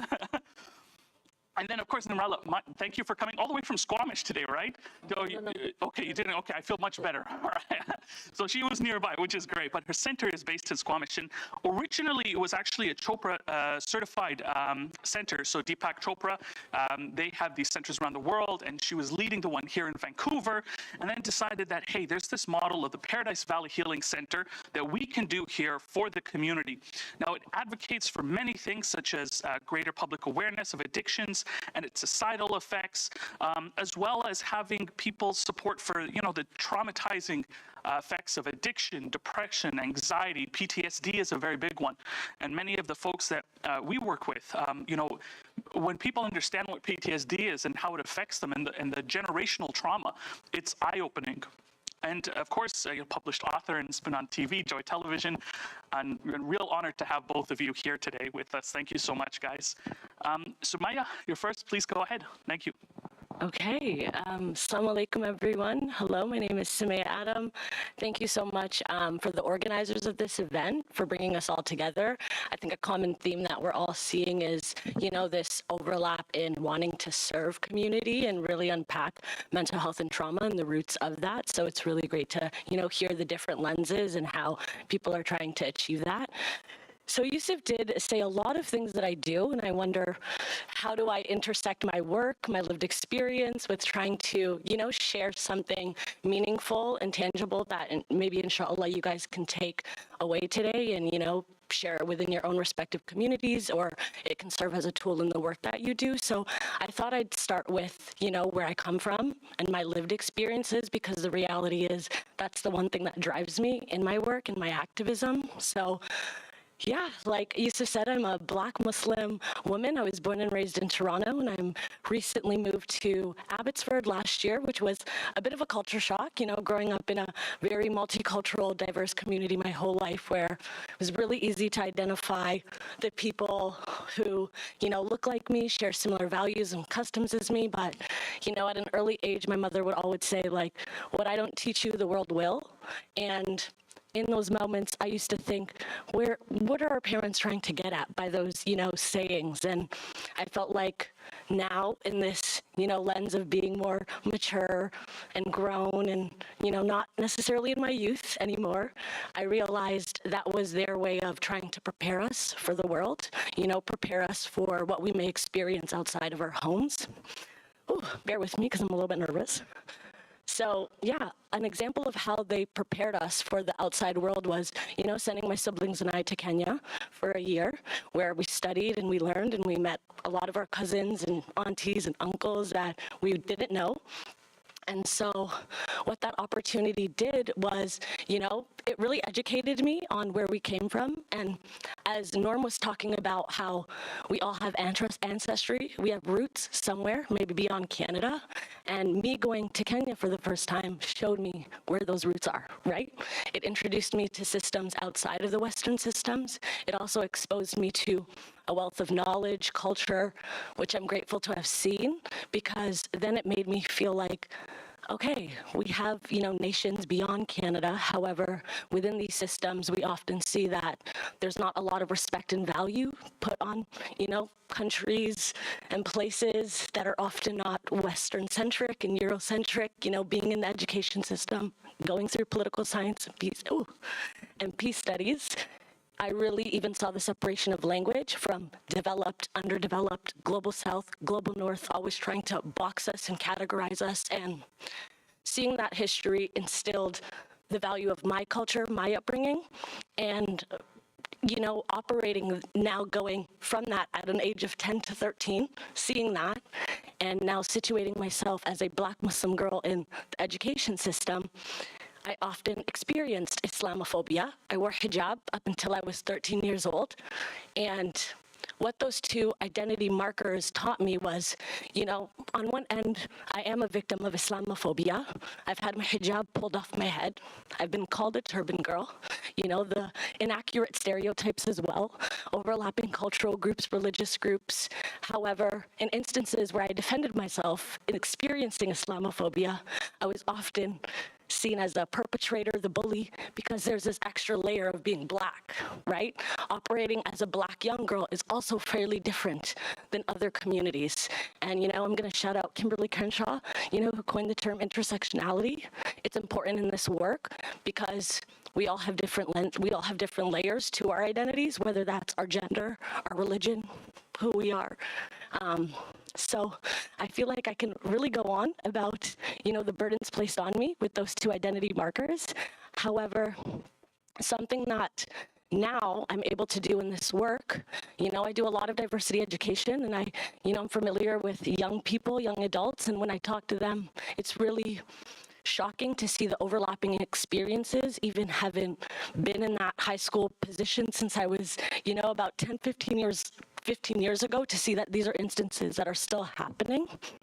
And so when I think about, going back to my parents and thinking about how they tried to prepare us for the outside world, in integrating into these systems, I also knew that, it's very hard for our parents to be raising us in countries that are far different from their own homes. So I will say that it puts a difficulty on both the parent and the child.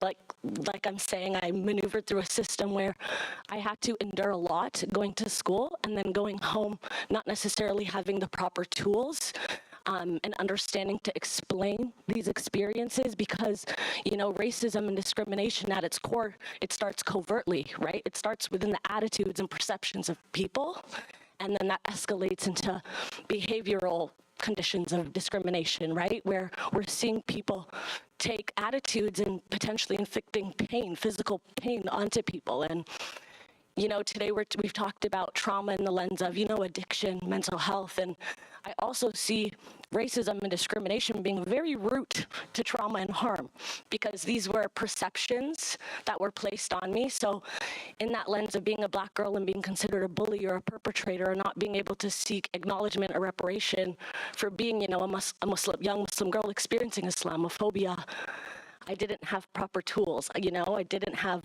proper support from educators, and even within our own youth spaces, there's a lot of, interpersonal hate and discrimination that goes on even amongst us as racialized people.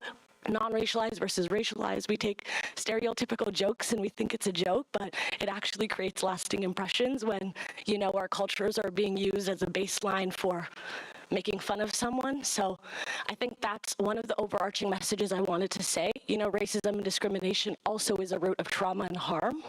And so some of the ways in which we try to cultivate change in these spaces of unpacking racism and discrimination and talking about the roots of it is, creating spaces where we're embracing our self-identification. Now a lot of my time I'm in spaces with people who really embrace my nationality as an African woman. I've had the privilege of taking, friends who are not racialized to Kenya, to Tanzania, so that they can see firsthand where I come from. And I think it starts there, trying to become a little bit more proximate with the other, as opposed to assuming what we're being taught at face value. At the time I was growing up, I was kind of put in a box of accepting what was at face value, certain traditional modes of thinking and practicing, and a lot of it didn't resonate with who I was. However, I was forced to kind of adopt those mentalities and ideas And it did conflict with my parents, some of my parents' beliefs as well. So understanding that is very important. So I think I'll stop there. Thank you for my choppiness.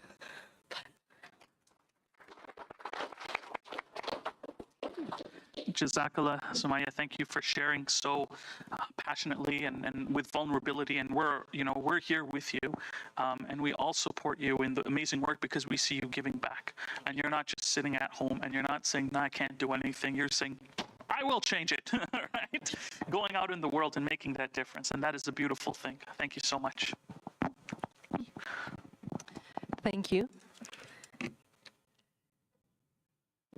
Before I begin, I want to invite all of us to just take a pause for a moment. And that means I'm just going to invite you to sit up straight and uncross your legs. And we'll just do a very short breath meditation just to bring us to this presence. And even those who are listening online, if you could please just do this practice for a moment. I just want to invite you to bring your attention to your breath. And inhale. Exhale. Taking another deep breath in. And as you breathe in this time, just try and let go of any stress, tension, worries. What is she gonna say? And as you exhale, releasing it. One more breath in. And as you release, just comes to this presence. And just bring your attention to your heart center. And just invite the following words: compassion, love, trust, forgiveness. And one more breath in. And as you exhale, just gently open your eyes to feel the presence. Thank you all. Thank you for having me. And also acknowledge it takes courage. Some of you shared your personal story. And this is what healing is about, is being able to share your story. And as you share your story, more healing happens. Not only that, but you also allow that space and reduce the stigma around healing so others can heal. So my name is Nirmala with Paradise Valley Healing Center. My journey goes just like everybody else's journey. There is a journey and there is a story. It goes back roughly 34 years ago when I opened the first clinic in New Westminster that actually was about treating those people who were using opioids. These days, everybody knows about opioids. We know how many people are dying every day, but this is, I'm talking about back in 1988, 89. I didn't know anything about addiction. I didn't know anything about mental health. But I'll tell you what I knew is I'm also an immigrant to this country. And the place I come from, my center is called Paradise Valley Healing Center. I also come from a paradise, which is Fiji Islands. And some of the things that I saw as a student going in the bus, passing through Maine and Hastings, I would see people who were not well. If you paid me thousands of dollars at that time to get off the bus and go in that area, I'd never do that. And it's because I'd never seen people not well. That was my fear at the time, not understanding, not knowing. So fast forwarding, not too long thereafter, universe orchestrated it so that I would come into this place where I'd be doing work with people who actually were suffering with mental health and addiction issues. Currently, if you do some research, in the world, roughly about, depending on who's done the research, 800 million people suffer from mental health and addiction. If you look at the numbers in Canada, we have roughly 6 million mental health issues. I'm not sure the numbers for addiction, but these numbers are just what the research shows. But at the end of the day, I think there's more people who are suffering. And the reason they are not asking for help is because of the shame and stigma. So over the decades of being in this field, while I ran outpatient addiction clinics for opioids, I also set up a residential treatment center, because addiction is not about just stopping. It is about bringing in tools that can help you cope. And this happens in a variety of ways, whether it's outpatient counseling, inpatient center, detox, healthcare providers. We have, we've been talking. But at the end of the day, what does it take? It takes a community. It takes a community to help people. And how does that community, how do we do that? It's by having compassion. I mean, I remember from my journey, I was scared. But trust me, the first person that walked in that door when I started that first clinic was this young man, and I can still picture him. He was very well dressed. He was a barber. He was using heroin, but he needed to be on a program. So the stigma comes from, I can talk about me, that I was scared when I saw those people were not well. But when this person walks in the door, it's again our judgment, right? So coming from a place of non-judgment, that addiction and mental health touches everyone. It touches all lives. And what else does it take to help and heal people? Besides the community and compassion, is care. We need to care. And it takes courage. We have Sunny who shared his story. It takes courage for a person to show up to heal. It does take courage. And this is, I'm talking with experience, seeing people over many decades, thousands of people who have come to the door wanting help, wanting a change, a life outside of mental health and addiction, outside of that emotional pain and trauma. It also takes a commitment. So those people who show up, they have to do the hard work, like it was shared by Alistair as well. And it does take hard work, trust me. It is not an easy journey, so I'm not going to paint a picture here that you can go into a treatment center in 30 days, 60 days, 90 days, everything's going to go away. That is just a beginning of a journey of healing. It's a process. It takes time. It takes years. But results will be there, trusting that process of healing. Connection is very important. Being connected with your loved ones, with your family, with your community for support. I think it's very important in your healing journey. And when I think of the word trauma, the first word is T, is trusting. Trusting that healing process, trusting that journey and doing that hard work, whatever, whether it's your therapist, whether it's the treatment center, whether it's your doctor, I think you have to trust, at the end of the day, you have to trust your own self, that you can make through this.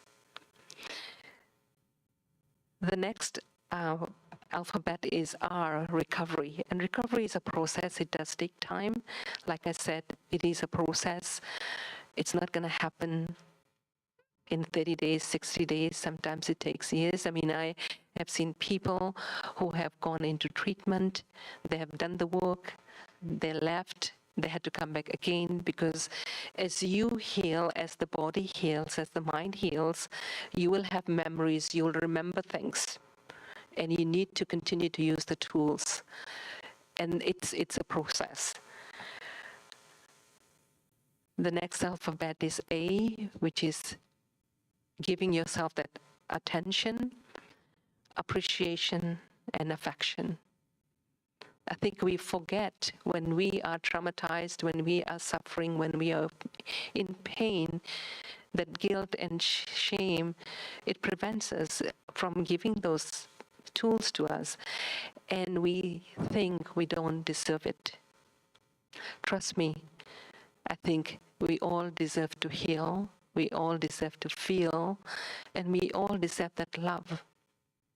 But we can get stuck in those stories of our memories, of being traumatized, or being whatever that story was for each individual. The story can be similar, but each person will have an experience and they will heal differently. The next alphabet is U, is understanding. I think it's not your fault. It's not the individual's fault that something happened to them, but I think they need to understand, and also those people around them, the family and friends and the community need to understand these things happen to a lot of people. But even though it happens, we can all heal. My favorite is M, which is meditation, mindfulness, movement. As we are healing, we need to bring in more practices. We had someone who talked about therapy, which is one part of the process of healing. There's the physician's part, there's a medication part, but there's also meditation and movement. When we bring about all these practices, and one of them, which I feel is very important, is breath, is paying attention to your breath. When we are stressed, when we are anxious, we forget to breathe. And if you can bring some breathing practices on a day-to-day basis, taking that pause, especially when you get angry, take a pause and just recenter yourself. A, again, is acceptance. Acceptance of that you are a whole person. We are not less, we are not more, we are all whole, and we are all, again, a community. I just want to share very briefly about some of the other tools that I put together in this ebook, which is 7 Pillars of Well-Being. The first pillar is emotional regulation, and it's already been discussed that, we need to heal our emotions. Most people, they don't do well is because they are holding on to that emotional pain. They can't let go of stories. I've seen people who've come to our center, who've held on to a story that happened when they were age 15, 20. They held on to the stories for 30, 40, 50, 60 years. That's a long time to punish yourself. The second is sleep. Sleep is very important. When we are in deep sleep, our body heals. So it's important to get that good sleep. Third is again mindfulness and meditation. I think it's a very powerful tool in healing. Fourth is movement. We all need to move. We need to do some form of exercise, whether it's yoga, whether it's Tai Chi, whether it's going for a walk, going for a run. When we move, our brain actually releases those feeling good chemicals that allows healing to happen. Nutrition, when we are not doing well, when we are in fight and flight, or when we are depressed, when we're anxious, our eating habits is poor. So as we heal, pay attention to your nutrition. I think it's very important. The sixth is relationships. When we are in struggling in our behaviors, we lose relationships. Sunny talked about it quite a bit, that our relationships are very important. And as we heal, integrate those relationship backs, and especially want to say something to the families. If you have a loved one who's struggling with mental health and addiction, I think it's very, very difficult for that individual. They go into treatment, they do the work, you haven't done any work, and there's this expectation that miracles going to happen and everything's going to become normal. It doesn't become normal. But there's hope that when you work together as family, as community, that we can heal each other.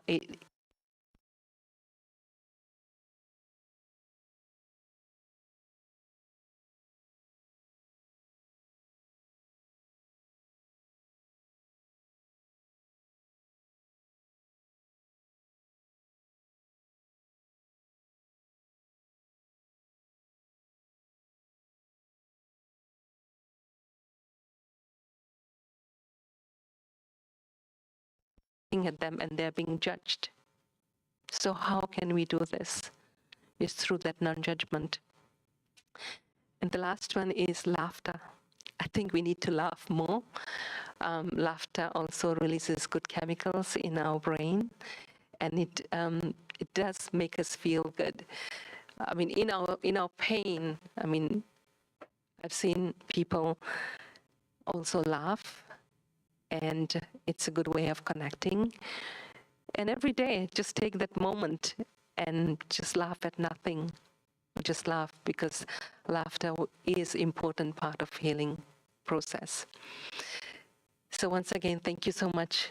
And I hope this sharing will allow all of us to connect, be a community, come from a place of compassion, non-judgment, and reducing that stigma so that there's space for more people to heal. Namaste. Thank you.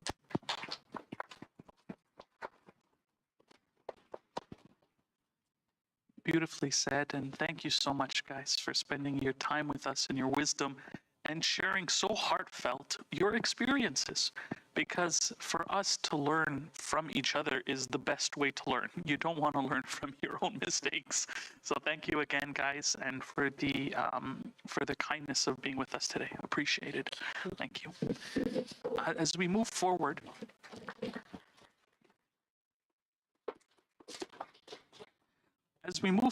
we're going to now talk about the panel of resilience. So strategies for bolstering resilience to cope with mental health, the issues and the addictions that we discussed, as well as focusing on both the individual and community-based approaches. A lot of our speakers coming up now are representing organizations that are doing on-the-ground, real-world, impactful support. Our first panelist is my dear friend Kabir over here.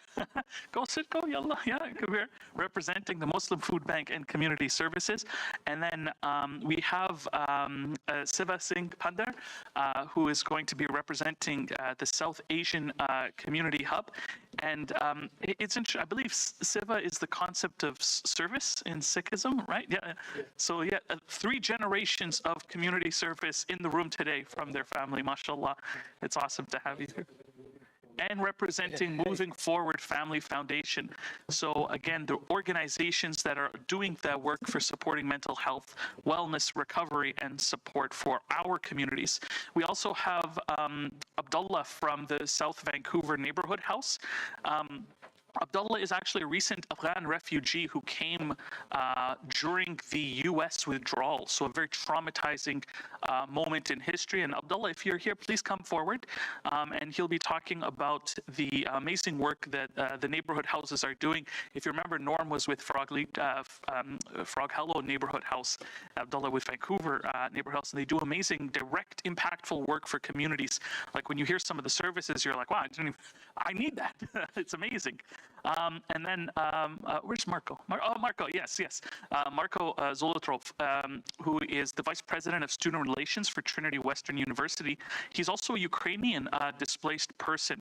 And he came during the war and received his temporary work visa, but he didn't get refugee status. So it's interesting how we can see the system's impact on people's lives.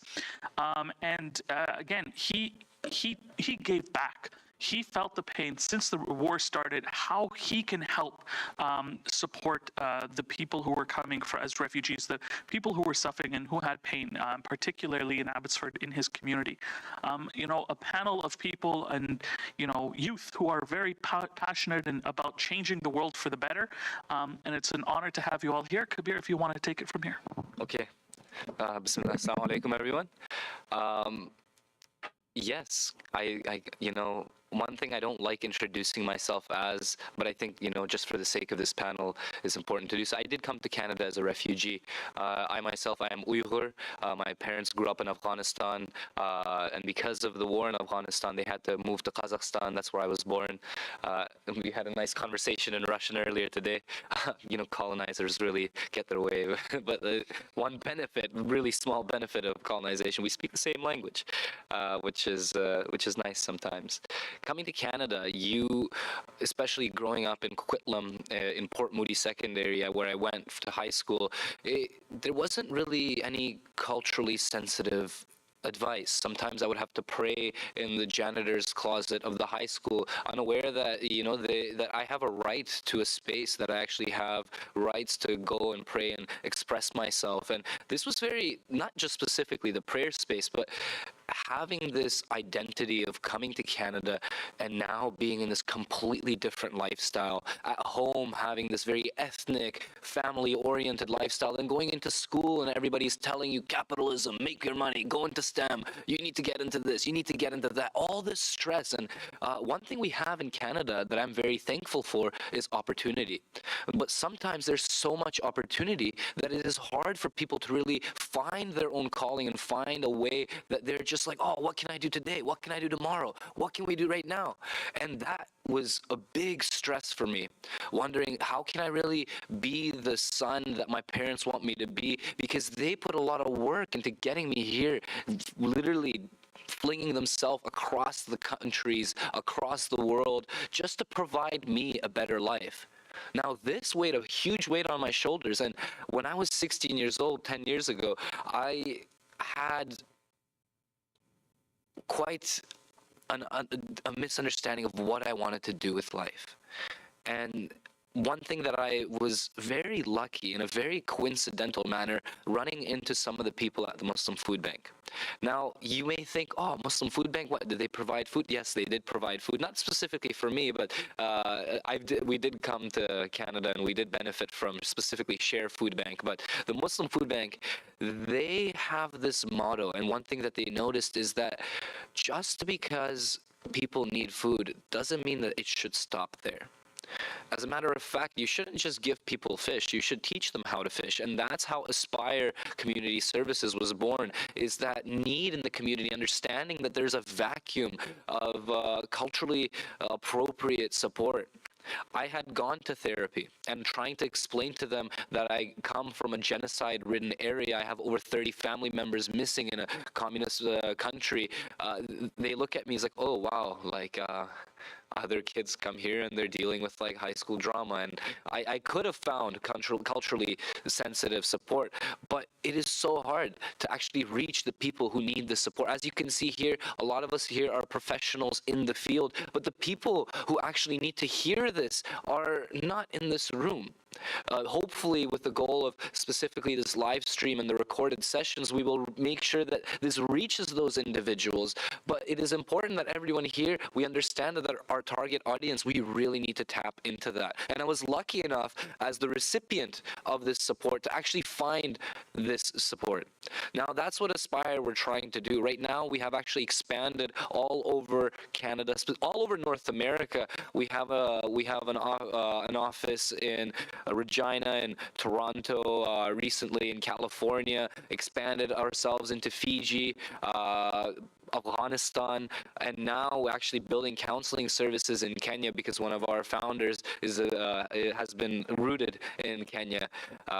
And that is so profound. As now to go into high school, why I became a high school teacher is I needed somebody growing up. And it would be wrong for me to just overlook everything that I have learned from the community and just give up. So the reason I became a teacher is to be the person that I needed growing up. And now sometimes what I get from my students is they ask me, hey, Mr. Qurban, what should I do? You see, now the immigrant in me wants to tell them, hey, go into STEM, go into coding. You need to become an engineer. You should go into biology and study and become a doctor. But seeing this vacuum of support that is required for the community, I'm more inclined now to inspire kids to go into the social services, to go into community development. And one of the ways that we can actually sustain this is through the support of community members such as yourself. We need to teach people to really focus on this, that we need this in the community. That is not, we can't just expect counselors to be born and go into this field. They need to be uplifted. It is a very, very, it really requires not just a family, a whole community. And when I was going through my mental health challenges in high school, when I managed to go through it with the help of my family, I realized that my healing wasn't just for me. That as a healthy son to my parents and a healthy brother to my siblings, I benefited the family. Now, if we reverse that and look at it from the other point of view, that other people, when they get uplifted, it's not just for them. We as community members benefit by having healthy neighbors, having sane, sanity is very hard to come across nowadays. But having these community members that can really be there side by side with us, alongside us. And that's one of the reasons that I'm really happy to be a part of the Muslim Food Bank, because I get to overlook some of the youth programs there and support them in that field. And I could go on for a really long time, but I do want to say that our target audience isn't here right now. And everyone here should take these live stream videos with them and find the community members that need the support. We have a plethora of information, a bunch of titans in their own field in this building right now, and we need to get the information out there. So please share this information once the videos get out there. You saw how important it was, and we need to get this to the people who need it. Thank you. Thank you so much, Kabir. Seva, please. Hi. Hi, Sat Sri Akal. My name is Seva Pandey. Actually, my full name is Beyond Seva, and Seva means service, but my full name, Beyond Seva, means unlimited service. And I just graduated high school a couple of years ago from Tamano Secondary. I'm going to Douglas College this fall for a creative writing program. It includes fictional writing, personal narrative, and my absolute favorite, poetry, which is something I've been posting more of on my Instagram and attending some poetry events at SFU Burnaby, presenting my own poems. And it's something of that I've been trying to integrate with the organization I've been working with this summer, Moving Forward Family Services, low cost barrier mental health services, right? And like moving forward, like it's really good. The like the cost, just like how low it is, because most of the time, like people like they do want to get into counseling and stuff, but like the costs just like insurmountable. They can't afford it. So moving forward just like counters that and gives like the affordable cost. And like part of my like job like for the summer with moving forward was like just like destigmatizing mental health, like leading community discussions, but like primarily like with all that like focusing like on youth. Like I'm like 19, I'm gonna be like 19 next week, and yeah, and like all like what I'm about to share, like in regards to resilience is a poem of mine, and like all my poems like are for like the young bucks, like the youth, right? Because like I've been there like through high school, like always like down and up, and like I don't like want like my like the younger like generation like to like go through like what I like nobody should, right? And yeah, so like I wish like I had like some of like my boys here, like the teenagers like that I would like to hear this. So so this is called Tough Love. Check this out. All we need is peace and love.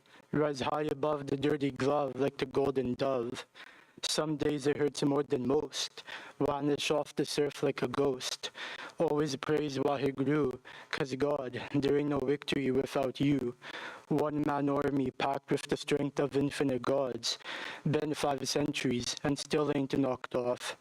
Man's thinking they tough. Where I was brought up, mans don't know how to play rough. Turn on my eyes, quiet my mind, seeing this fog through my headlights. Can't think of no rhymes, stuck in a tree like a kite. Man's trying to get a job, can't even cop a bite. All I can think to do is go out and rob. Screw all these snobs, young guns gassed on the come up, no shame in taking a lob. Hocus pocus, these rhymes is the potion. Words moving at ya like a picture motion. Raw with emotion. Trying to make dudes boil with revolution. Man's wondering why I am so sensitive. 'Cause I always be put down on the negative. Showing I mean that business. Game face. Tied in place, always competitive. Ready to outwork, constantly practicing. Being repetitive. Playing better than the day before last, outworking your future kid, already putting you in the past. Shout out to the rhyme zone, always putting mans in the flow. Having a good end to the day like a 30-minute show. That's the inner peace that'll make your heart glow.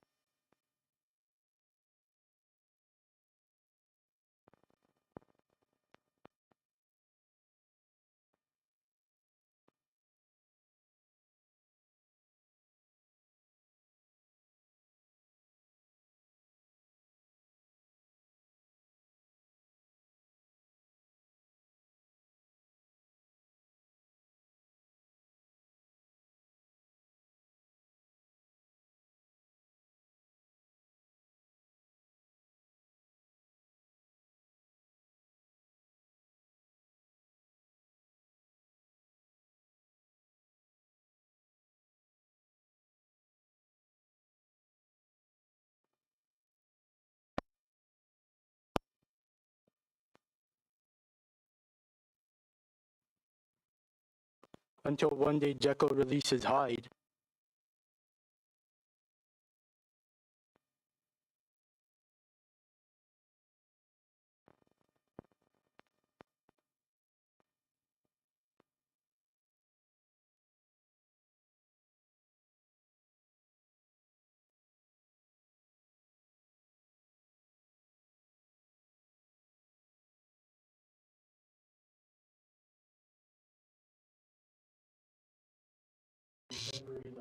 back like when I was like struggling a lot, couldn't like find a job and stuff.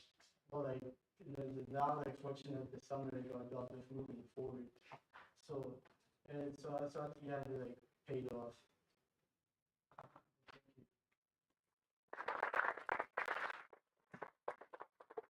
Thank you so much. Mark?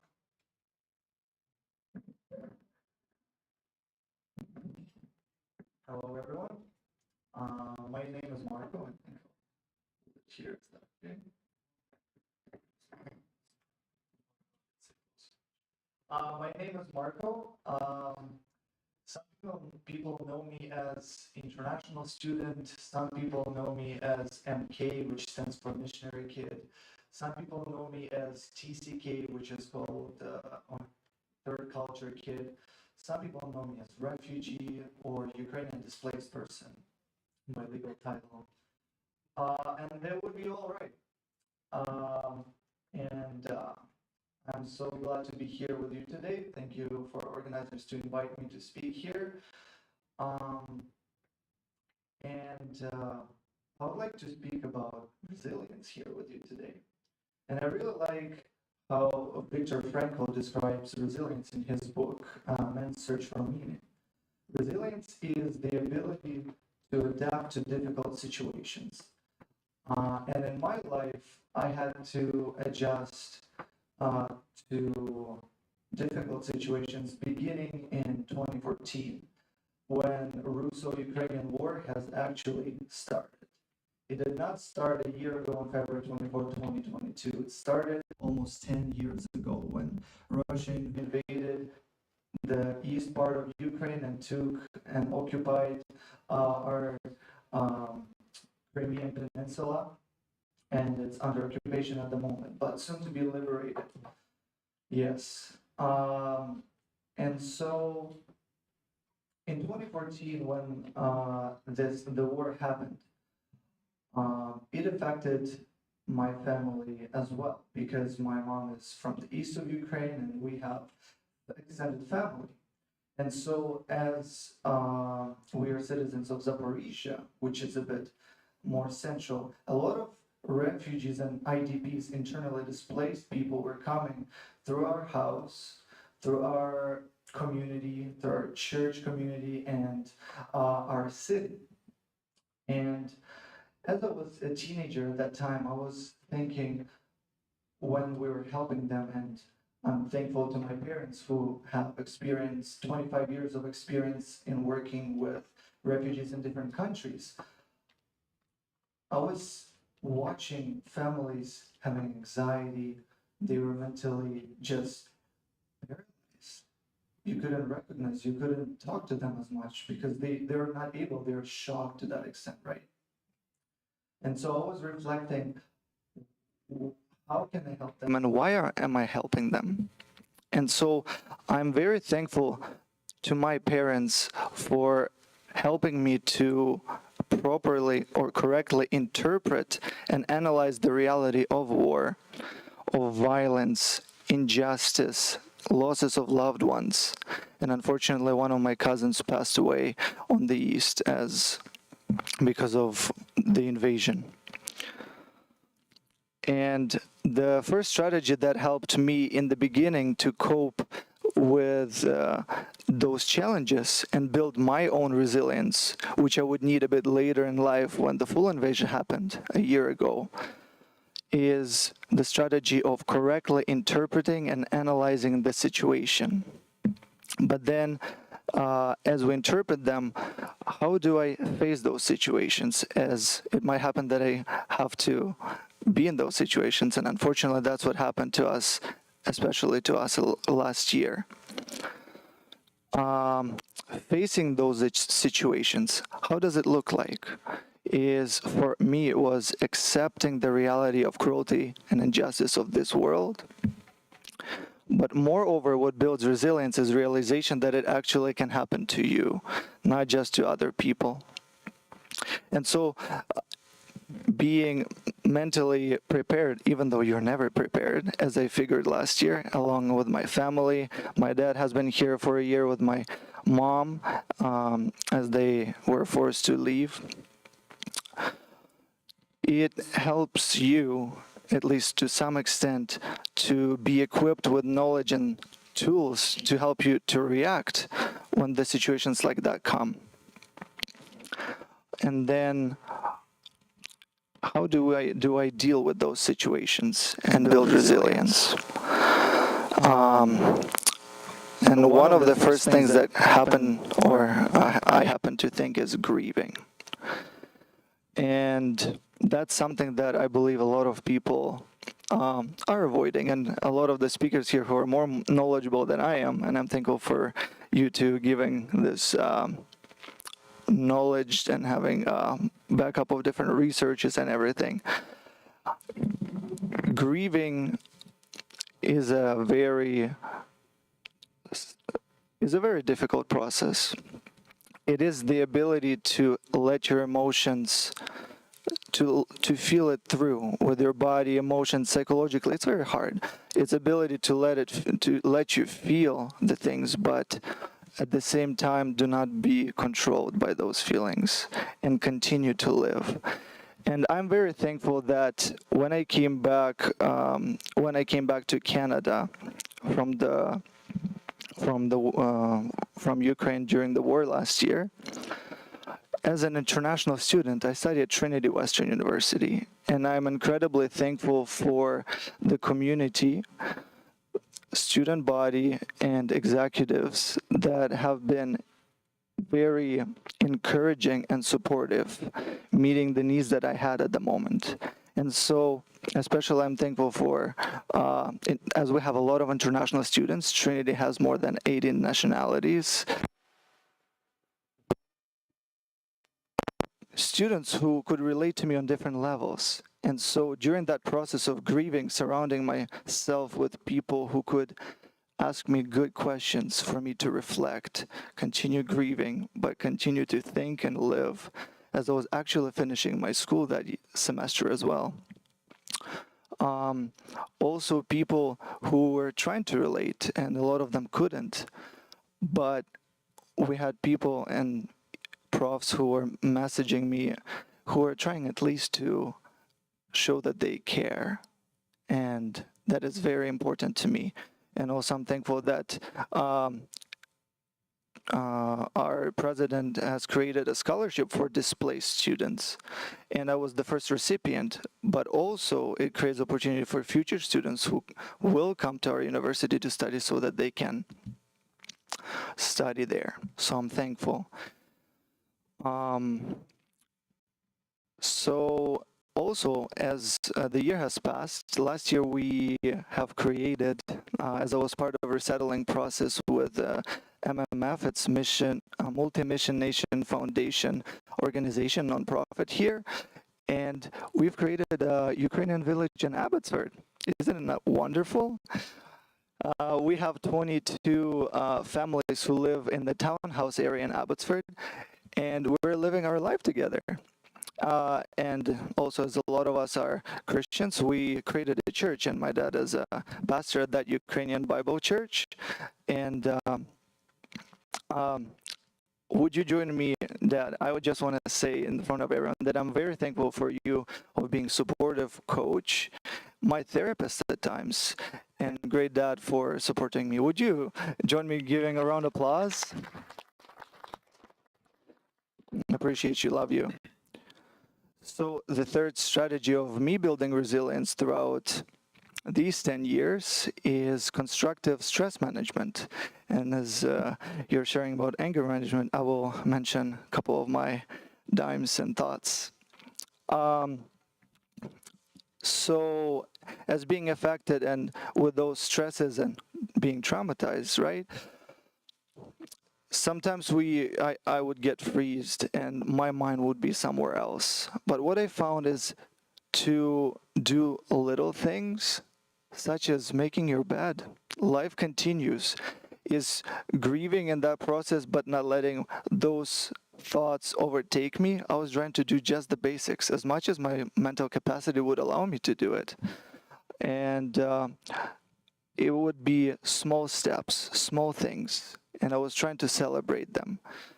And I found that very useful, and I'm highly suggested to people who are in such difficult situations. But the constructive stress management, such as sport activities, walks, reflections for some people, some of us would be prayer, journaling, maybe songwriting, and also writing poems. But another thing that I found is volunteering and helping others who are struggling with something that you are or you used to. And being one of the resettlement volunteers for Ukrainian Village, I found that listening to people's stories and relating to them as well, because I'm a displaced person myself, grieving together and feeling the community, that we're not alone. We go together, not alone. That's one of the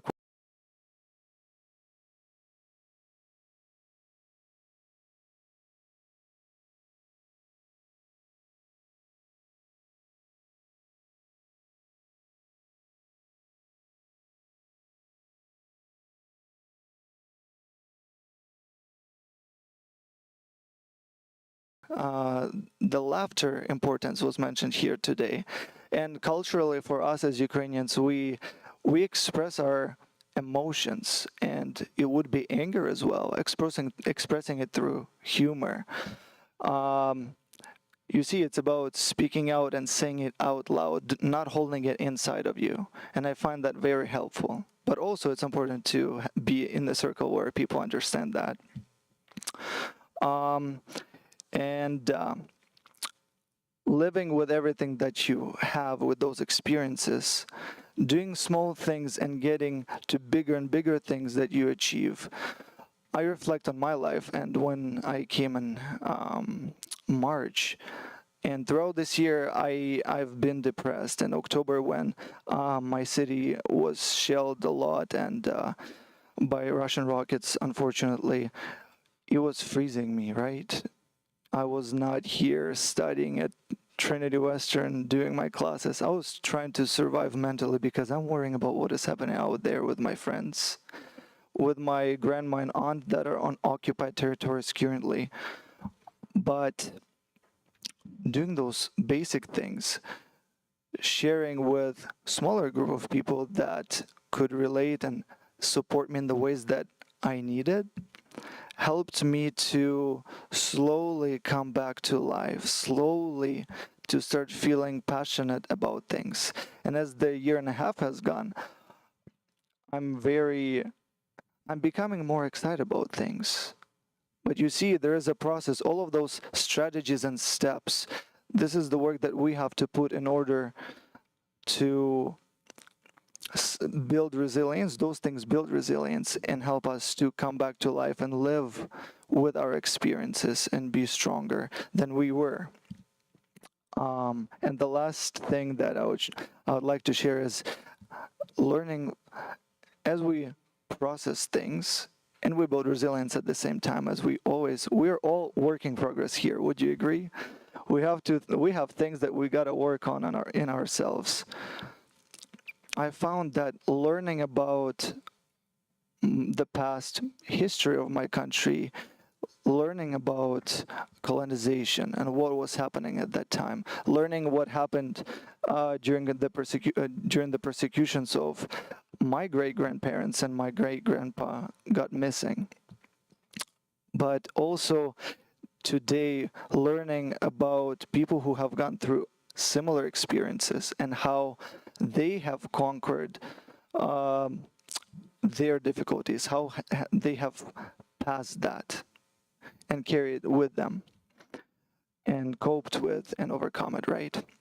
And so, yeah, those steps of interpreting the situation and also facing it and accepting the facts that injustice can happen in this world, and it happens, but it also can happen to us. And then when those things happened, we grieve, because that's an important process of healing. We cannot ignore it. It's crucial. But we should not go alone. We gotta go together, reach out for help where it's where we can, and also we will constructively stress manage ourselves through humor, through those basic things that can help us come back to life and will bring us passion to then help others and make impact in this world. Thank you. Thank you so much, Mark. Really appreciate it. And our next speaker, we have some slides for that. What we'll do is just put those on. But Abdullah, if you'd like to get started. Yeah, sure. Thank you so much. Hello, everyone. Good afternoon. I'm very happy to be here and welcome. My name is Abdullah. My last name is Abid. I'm from Afghanistan, and I'm graduated from Law and Political Science Faculty of Kabul University and have a master's degree in Criminal Law and Criminology. As you know better, after withdrawal of international coalition forces from Afghanistan on August 15, 2021, our situation was very bad in Afghanistan because we were human rights defender, and I was threatened by Taliban with my 7 other colleagues, and we had to leave the country. And we were hiding in our relative house for more than 4 months after the second time that Taliban took over Kabul. And on January 18, 2022, we came to Canada with my 7 other family members, my mom, my brothers, and my 4 kids and wife. I would like to have and I am working with South Vancouver Neighborhood House as a multicultural Dari-speaking settlement counselor since October 2022. I want to have a brief introduction of our office. Maybe most of you will be familiar with that. South Vancouver Neighborhood Houses is a non-profit social service organization established in 1977, community development activities, programs and services for children, preteen, youth, families, and seniors, and others, and adapt to local needs. We are in South Vancouver, 49 Avenue and Victoria Drive, and are part of a larger organization of ANHBC, Association of Neighborhood House of BC. Our mission is to play a leadership role in building healthy and engaged neighborhood in South Vancouver by connecting people and strengthening their capacity to create change. We are here to highlight and share available programs and services that support the well-being of youth and young adults. South Vancouver Neighborhood House has over 8 departments offering free and low-costing programs and services, including senior program like resources and referrals, childcare, preschool, out-of-school, and after-school services, community programs, preteens and youth, families, settlement support, applying for permanent residency, citizenship, subsidies, welfare, etc. And also regarding the employment, like job search, referrals for certification programs, resume workshops, and mock interviews, employment, mentorship, food programs. We ran over 15 programs available to all youth and young adults from all walks of life. Our programs aim to destigmatize mental health support and resources by creating a supportive environment that encourages personal growth and community building among high school youth, young adults, and their families. Programs include mental wellness activities such as hiking, sports programs, and social programs, volunteer program to develop leadership skill and feel connected to the community, and pre-employment support in career discovery. Thank you so much for Brother Tariq to invite me to this program. Happy glorious International Youth Day for all of youths. Thank you. Thank you. Thank you so much for sharing and for speaking with us. And for all our panelists, one more round of applause, everyone. Thank you so much.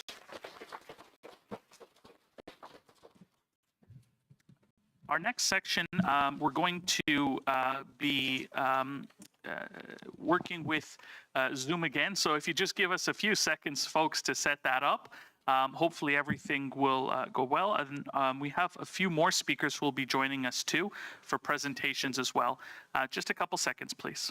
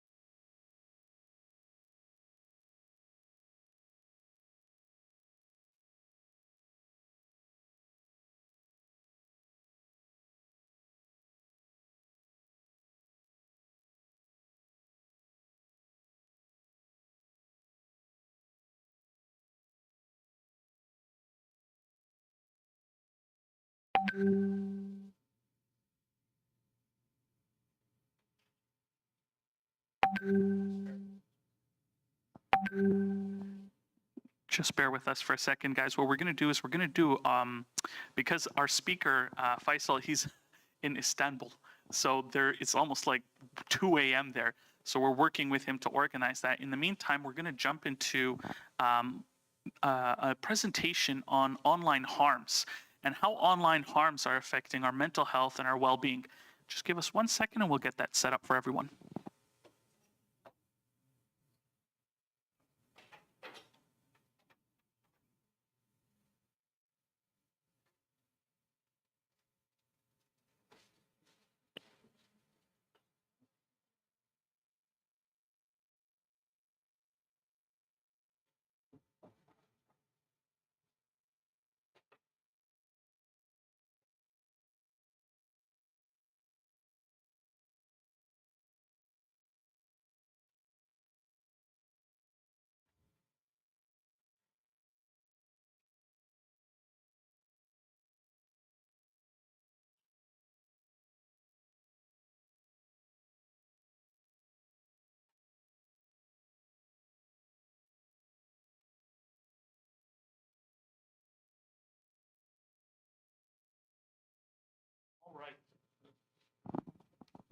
All right. Now, in today's world, most of us spend the majority of our time online, whether it's for work, for school, for study, for fun, for entertainment. We're engaged almost completely in the digital world. Now, many of us are unaware, though, of the hidden dangers that lurk within the internet and its effects on our life and our well-being. Part of the work that we do at Foundation for a Path Forward includes with a program we launched called the Canadian National Council on Online Harms. And the initiative here is really to help build awareness, education, and understanding about the threats that we all experience. Now, many of us might not be fully aware of what these entail or how to deal with them, whether in ourselves or in our families. And today's presentation is to give a very high-level overview of what some of the common ones are, and just to be aware of them, because as you'll see through the slides, we keep mentioning that one of the best ways to build resilience on these issues is through education. Now, what we like to do, because some of the subject matter here is a bit dark, to have a moment of critical resilience building. What does this mean? Well, it's a very fancy way to say that trigger warnings. But to take that and to transform it into something we can actually use. Now, resilience is a combination of many different factors. You got optimism, self-belief, self-control, willingness to be flexible, and then my favorite one, sense of humor. These abilities allow us to deal with trauma, to deal with problems, to deal with scary, shocking, or disturbing incidents when they come up. Whereas just being aware of something coming up might not enable us to have the same outcomes. What we want to do is to help transform negative experiences into moments of critical resilience building. The power and the perils of the digital age. Today, we all live in the digital times. Everything is online. My 84-year-old dad spends most of his time watching curated YouTube videos. Again, we'll get to that in a second about why it's curated, and I took away his cell phone. Like, the challenges that we're seeing affect everyone from young till old. I believe there's examples of 2-year-olds swiping magazines to change the pictures because they're so used to using tablets. But what happens, though, we live in this digital environment, yet we don't have the experience, both personally, genetically, culturally, to deal with the threats. For instance, if a tiger was to start walking in the room right now, everyone at the genetic level would freak out. We would know this is a threat. And then you'd either fight it, you'd run from it, you just try and negotiate it with it, I don't know. But you'll try and deal with the problem, but you'll know it's a problem. Not so in the digital world. The threats we face there, many people don't know how to deal with. But the good news is that there's always a solution, even to tiger attacks, as our friends in West Bengal, India, found out. So there was an epidemic of man-killing tigers in West Bengal in India. And what happened was the folks there, they didn't know what to do about it. But then through trial and error, they came up with the most simple of ideas. A mask with a human face put to the back of the head dropped the attacks down 99%. That simple tool saved thousands of lives. Does anyone know why that worked? Quickly. Does anyone venture a guess why that worked, actually? Exactly. They are ambush predators. So the community knew the threat. Then they worked together as a community and built a tool of protection, of resilience. Then they can walk in their environment safe. Same with us. We all walk in the digital environment. We just have to be aware. We have to know what we can do to protect ourselves and our loved ones and our friends and families and community, and we're in a much better situation. Now, what are online harms? This is the only slide that I'm going to read verbatim because we wrote it. So online harms refer to the negative experiences, risks, or consequences that individuals may encounter while using the internet or digital platforms.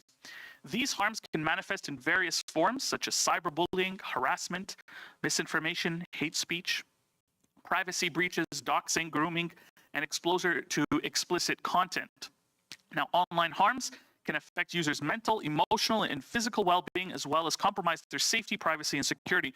And the reason why we had to write this is because there was no real definition for this. It's still such an intangible subject that governments, nonprofit organizations, educators, everyone is trying to get a grasp because of how fast it shifts, and also how global the problem is. It's a global to local, local to global problem, like almost nothing else. Yet the impact is real. The impact on youth in particular is very traumatic. Online harms lead to significant psychological effects, negative effects, from stress to anxiety to depression to suicide. Unfortunately, yesterday, someone on the Patella Bridge took their own lives, which is very relevant to the work we're doing here. That's what helped motivate today's session to be on mental health. Our thoughts and prayers go out to their family and their community, because it is terrible. And there's also another thing to mention, because it was just in the news today, but just for us to think as a community where we want to go. I'm not sure if everyone's aware of Canada's MAID program, which is medically assisted dying intervention. But there was a news article today that a young woman went to her doctor and said she had suicidal ideations. And the doctor said, "Hey, I know what can work for you. Would you like to kill yourself?" All right? Not in those words, but that's what he said. As a society, we have to work to fix these challenges, because the impact of negative effects on us is causing people to harm themselves. There are many types of online harms. We're going to only deal very briefly with the first 5 or 6 here. Before we go into too much detail, understanding that definition really helps us to appreciate how fast something can become an online harm and how little resilience we have to it.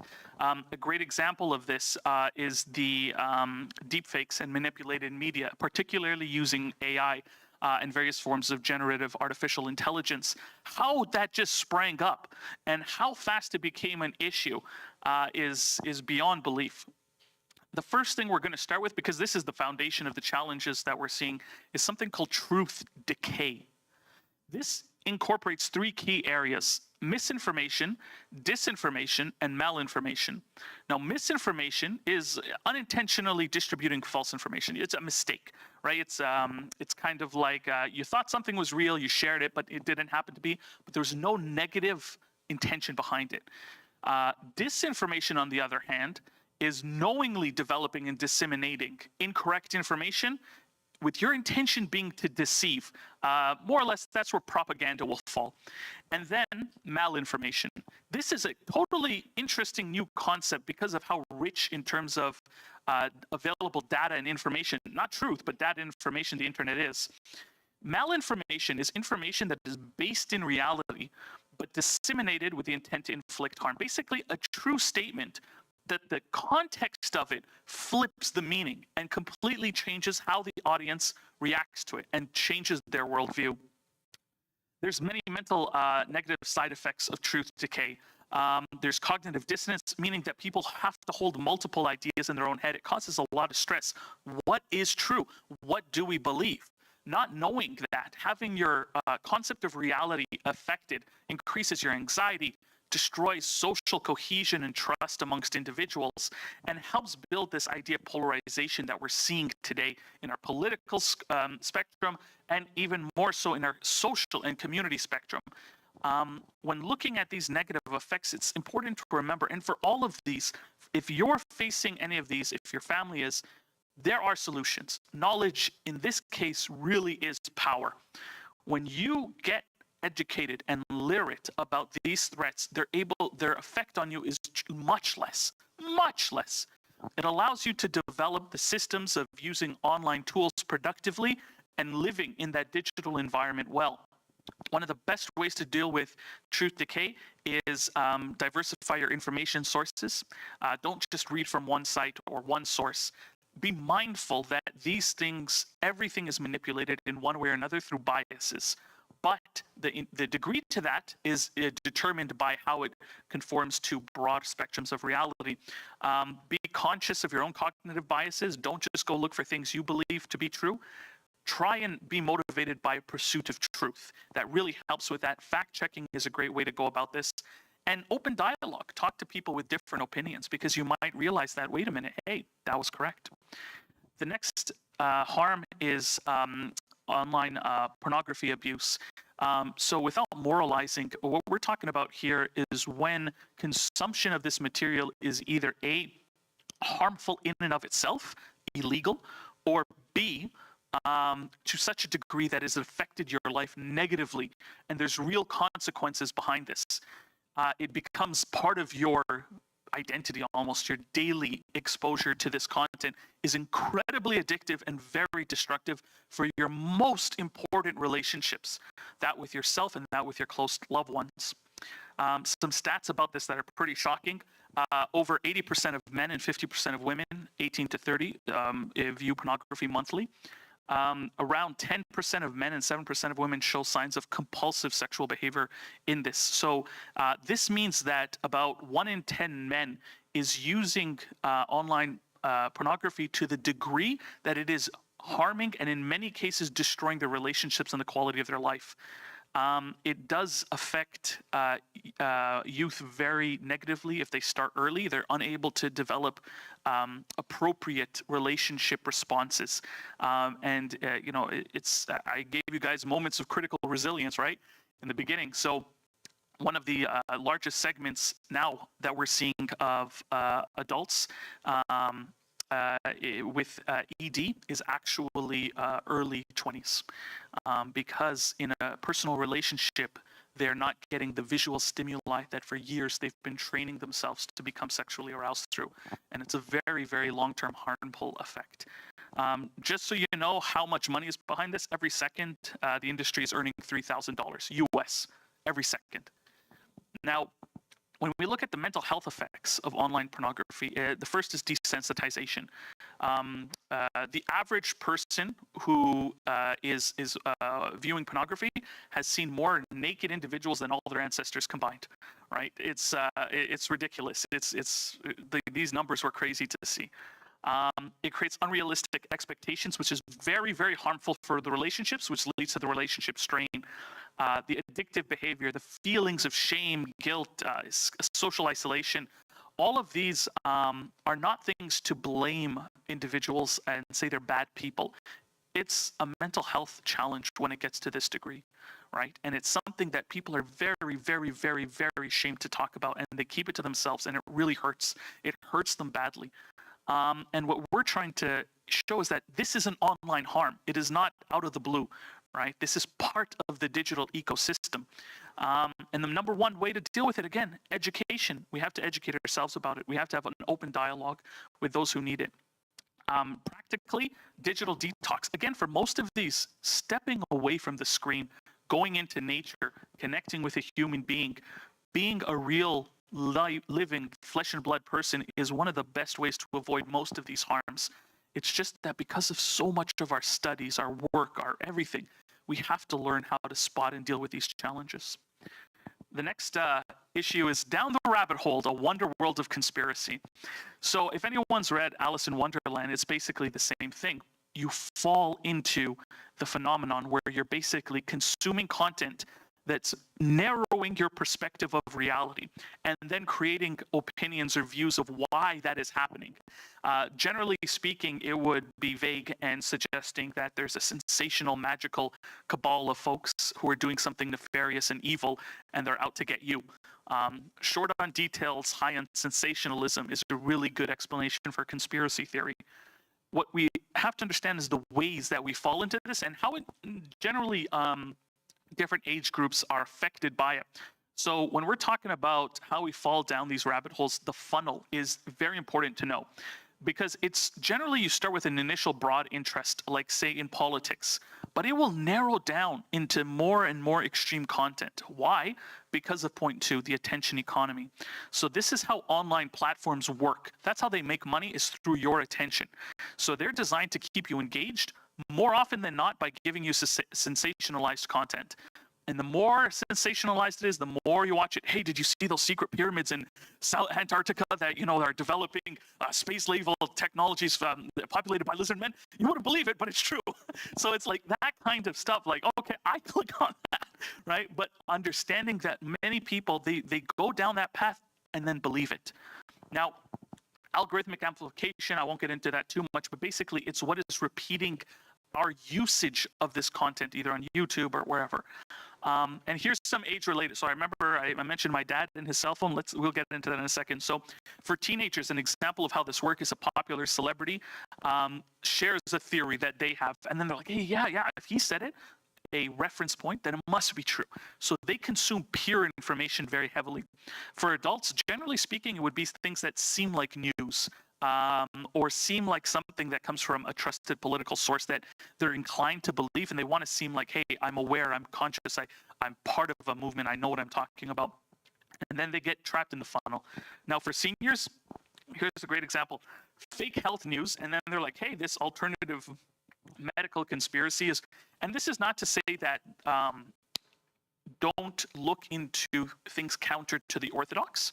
This is saying that there are psychological processes that make us susceptible to believing things that are not true but seem true. That's a very big difference. So part of this is awareness. When you're aware and conscious and can always admit that I could be wrong, more or less you're freed from this. But there are negative health effects. The number one I want to point to is this leads to extreme beliefs. So whether it's terrorism, extremism of any kind, the QAnon movement, all of them more or less, they stopped saying I could be wrong, and they started saying this is how it is, period. I know the secret truth. They stopped having that internal questioning of the facts.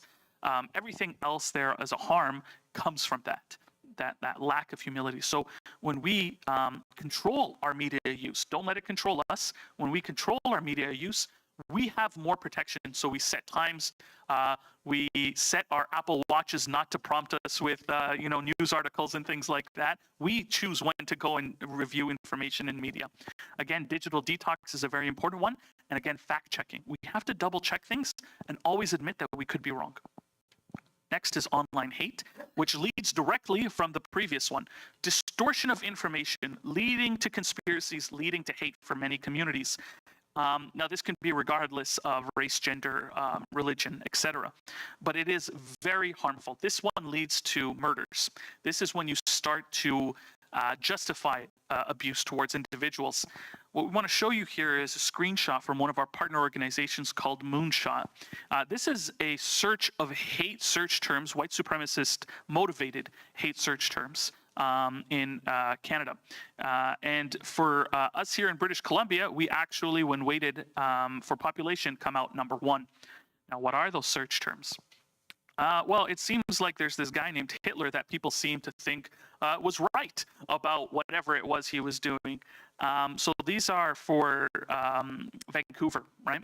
And if you look at it, UBC actually comes out very close to the top there, which is kind of shocking. And then we're seeing a lot of increase in symbols and slogan searches like 1488. There are many types of hate-motivated ideologies, many. And it's a human problem. It's not unique to any one race, religion, gender, creed. But the one that this information is showcasing is mostly focused on neo-Nazi ideology and white supremacist motivated ideology, which both of them are human supremacist ideologies. You'll find that most, whether it's ISIS, whether it's KKK, whether it's any one of these organizations, generally it's the idea that we're better than someone else. So what happens when we have to deal with this information in the real world? Well, I'll give you an example. Online harms lead to real world violence. This is a statistically proven fact. The attacks on one community, and we'll just use Islamophobia because that's my lived experience. That's our lived experience of what happens when people are consuming this material. In Quebec, 6 people were killed because of the belief that this is something called the Great Replacement Theory, that this is the conspiracy, okay? It's not me saying it. This is the conspiracy that there's a Jewish cabal that is trying to bring Muslims, black people, immigrants into North America, into Europe, to replace the dominant races there and destroy the white race. What is this, by the way? Disinformation, misinformation, malinformation? Can anyone guess? The core of it, malinformation. So they're using the statistic of a decrease in overall white population in, say, the United States, and saying there's a conspiracy behind it. It's not. Immigration plus high birth rates is not killing people. It's not tricking people. It's just a population decline. And my answer is like, guys, if you really believe this, your answer is not hate, it's love. Have more babies, and then your population will go up. Problem solved. So malinformation is what messes with people's understanding, and then you get people to go and kill because of that.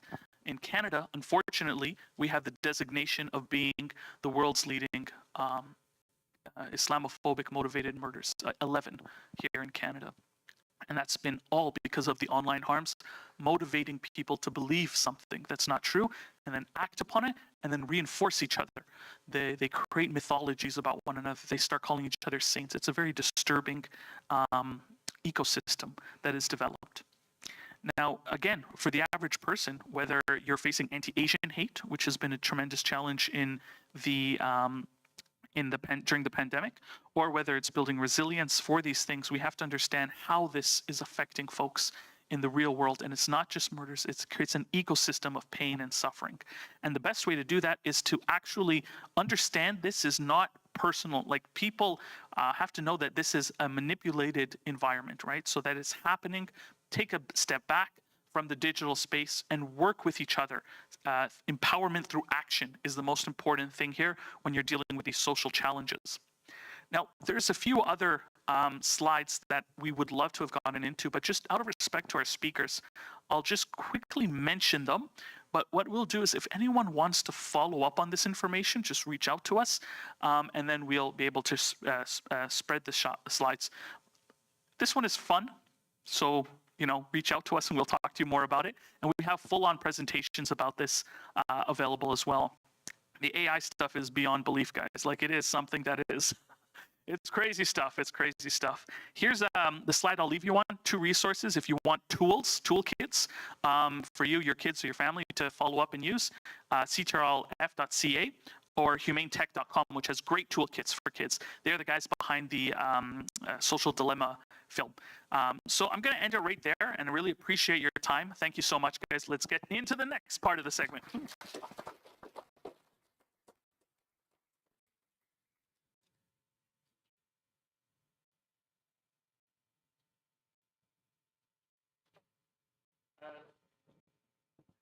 Assalamu alaikum, Brother Faisal. Can you hear me? Walaikum assalam. I can hear you. Oh, it's great to have you. Thank you for joining us. You're in Istanbul, correct? I'm in Bursa. Bursa. Wow, fantastic. That's a nicer city, actually, less traffic.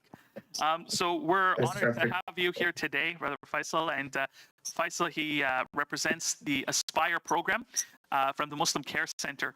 And it's been great. We heard Kabir talking earlier about the work that the Aspire is doing, as well as the impact across the world and opening up in new countries, new provinces, working with the community to help bring the resources, the tools, and the mental health awareness that is so vital, especially with the cultural component. One of the things, again, is how rare it is to find access to these resources for folks who just want to have someone who understands them talk about it.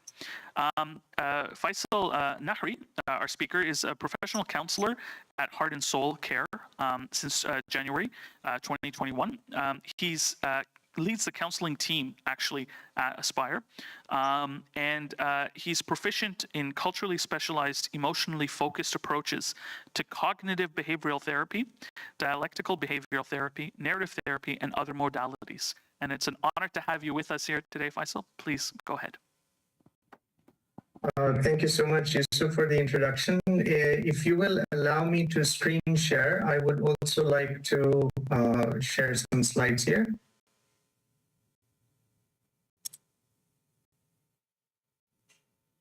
All right, yeah, I'm able to share the screen now. So I'm hoping everybody is able to see the shared screen, the slides. Yes, we can see. All right, great, thank you. Hello everybody, salam. I'm based in the Coast Salish territory of Musqueam and Squamish First Nations, also known as Vancouver, but I'm joining you today from Bursa, Turkey, which is my other home, and I arrived here just yesterday to attend to a medical situation in the family. I'm somewhat jet lagged and sleep deprived because of the long flight with 2 stopovers, and it is 2 in the morning here. So excuse me if I sometimes look like I'm less than alert. So I'm going to briefly introduce our work at Muslim Food Bank and Community Services Society.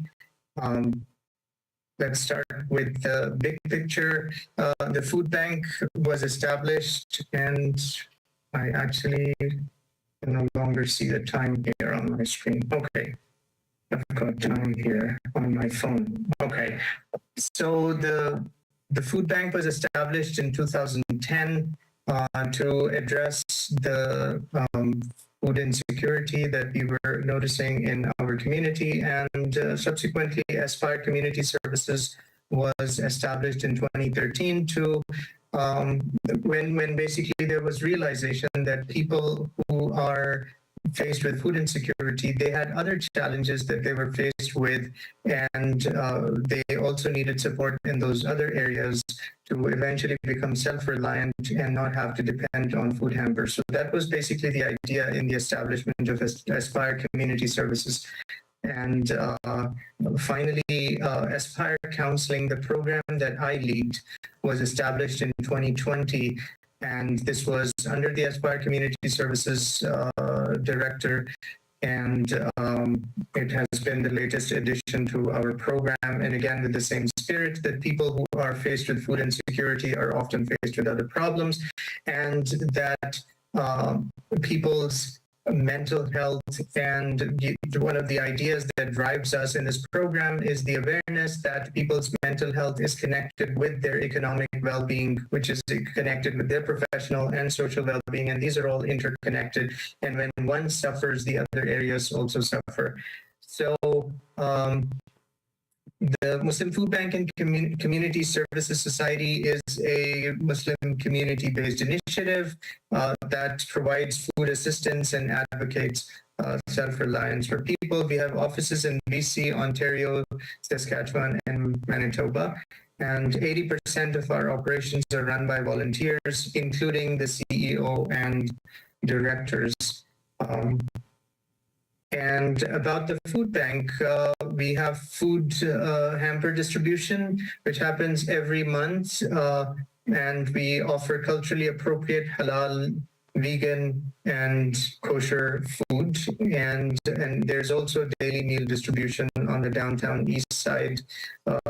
And from time to time, we have provided welcome baskets to refugees arriving in Canada from Syria and more recently from Afghanistan. And we also provide emergency food hampers, and we deliver food hampers to seniors and persons with disabilities and single parents across Canada. And we also provide school supplies and other items. And if you wanted to get in touch with people at the food bank, Nadia, our colleague, would be a good person to reach out to. Nadia at muslimfoodbank.com is her email address, and I'm hoping that that helps you connect with the right person.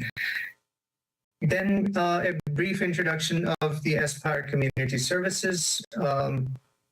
Like I shared with you, this program was established, or this division of the organization was established with this realization that people with food insecurity are faced with other problems in their lives, and they need support in those other areas. So the most important piece in this work, in this division, is the caseworker program, which is again mostly volunteers, and only the senior caseworkers and the program lead are the paid staff at the organization who are running this program. And then we have the mental health counseling program, which I'm going to briefly talk about in a bit. And then we have the Aspire Young Leaders program, or Aspire Youth Leadership program. And this is something that it is a program that we offer every summer over 8 or 9 weeks. I believe it's 9 weeks, and it covers a few different topics around leadership and mentorship and civic engagement and mental health and a few other things. So the idea is to prepare our youth aged between 16 and 24 to take on important roles in the community and in the larger society in the coming years. And then we have the Employment Readiness Program, and we have been providing support with housing and homelessness. And we are also part of the South Fraser Refugee Response Team together with Diversity, and which is a well-known organization. I'm assuming that some people from Diversity might be there in the audience and possibly among the speakers today as well. And then we also have a refugee claimant support program of our own, an in-house program that we are running on our own, and the Women Inside project. And most recently, we've started this Care for Migrant Workers program, which is again in partnership with Diversity. And if you have any questions about the Aspire programs and you would like to get in touch with the right person for a specific service, I'm going to share the email address of our program lead here. This is Chavlan at muslimfoodbank.com. So Chavlan would be a good person to get in touch with, and she will be able to put you in touch with the people in these different programs if you wanted to connect with them.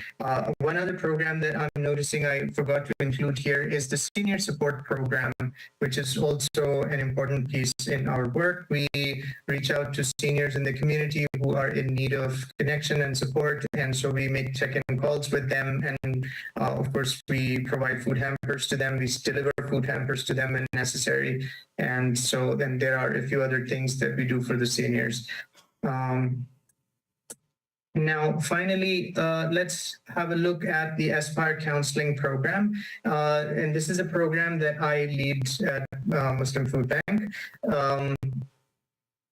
So this is a trauma and culturally informed counseling service. And I would say, culturally informed counseling or cultural competence have almost become a buzzword nowadays. And what does it mean when we use this phrase in our setting and in our work? So I would say the first and most important piece is that we focus on providing support in native languages to our clients. So we have been making the efforts to hire counselors who speak at least one language besides English.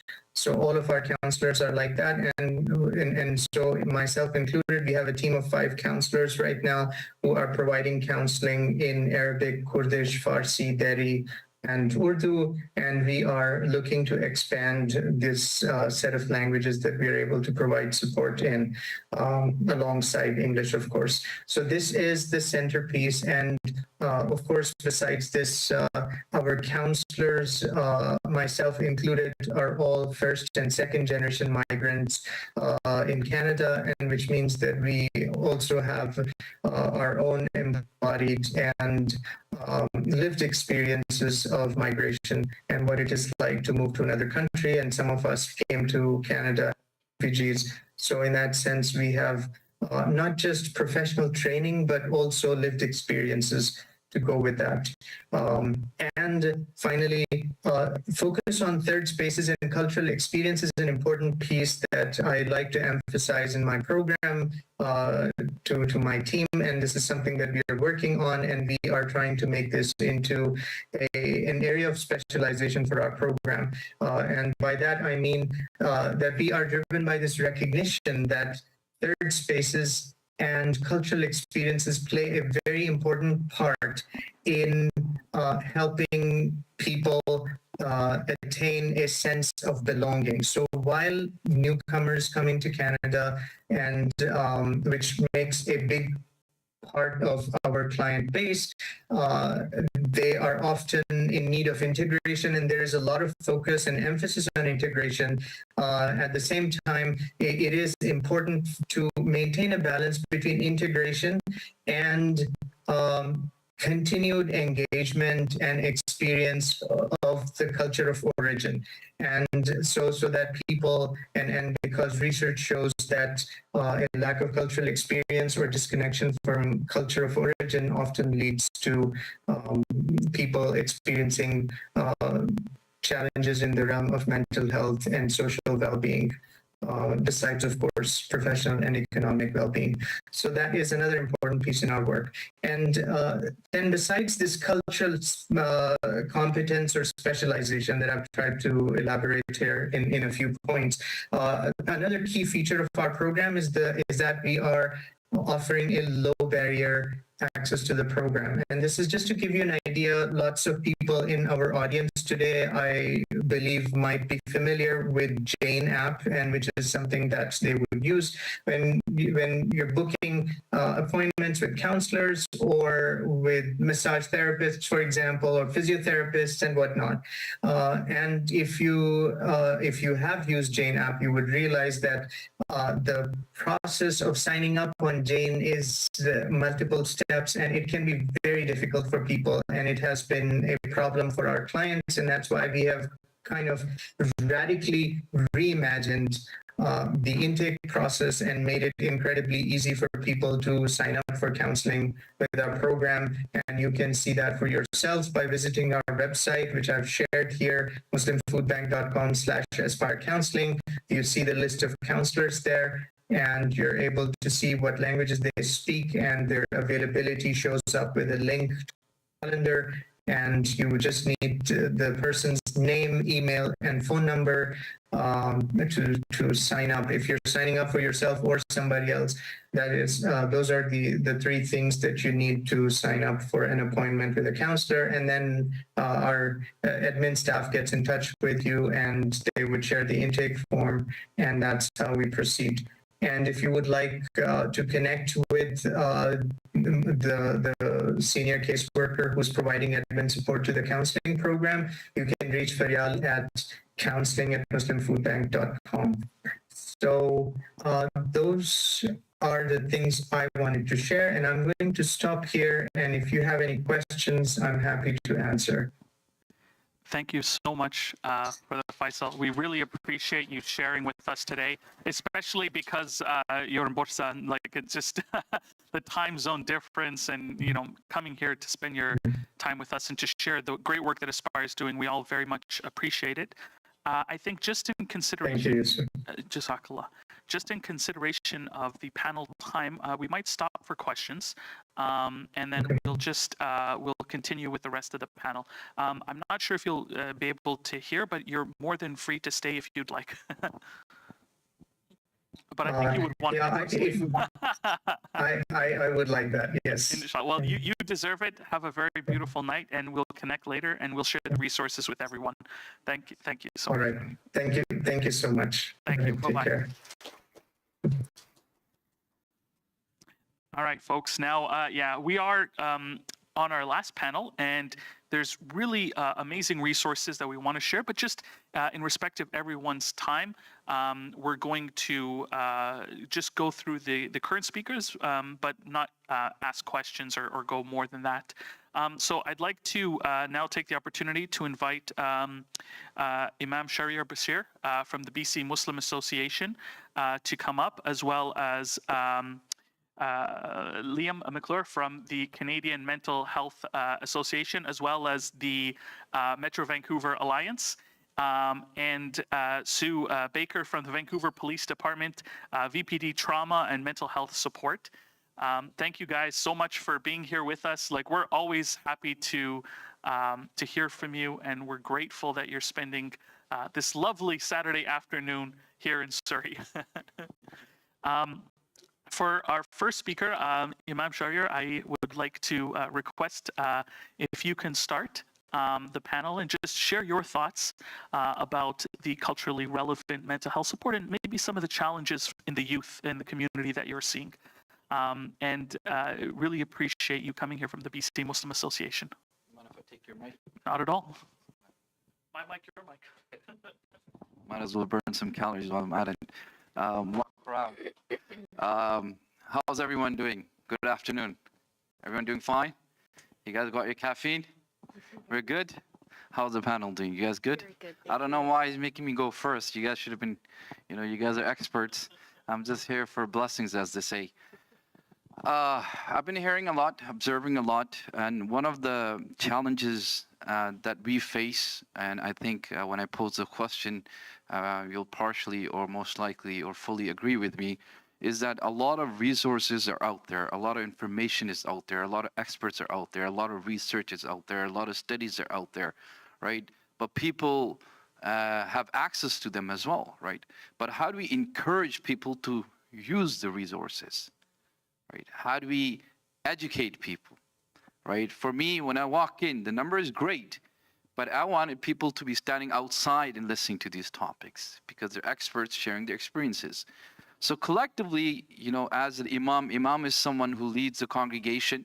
So in our congregation, every Friday, we have around 2,000 people coming for prayer, and then we address them. And this happens all across in all of the mosques in BC. We're one of the smallest ones, so the larger mosques, they have larger crowds, around 3,000 people, 4,000 people congregating every day. And you can imagine that right after the talk, there's always people coming to us with their questions and concerns. So I've kind of summarized it into three big categories as I see them. I could be right, I could be wrong, but they're pretty general, right? When it comes to mental illnesses or mental issues and whatever word you want to use for it, I don't like to use the term mental issues and mental illnesses for people who are going through this process. I just say people have challenges, and that is, it happens to be mental, and people have multiple challenges, different ways people have challenges, right? So when they come, we always advise them to go three routes, and perhaps I can impart this today.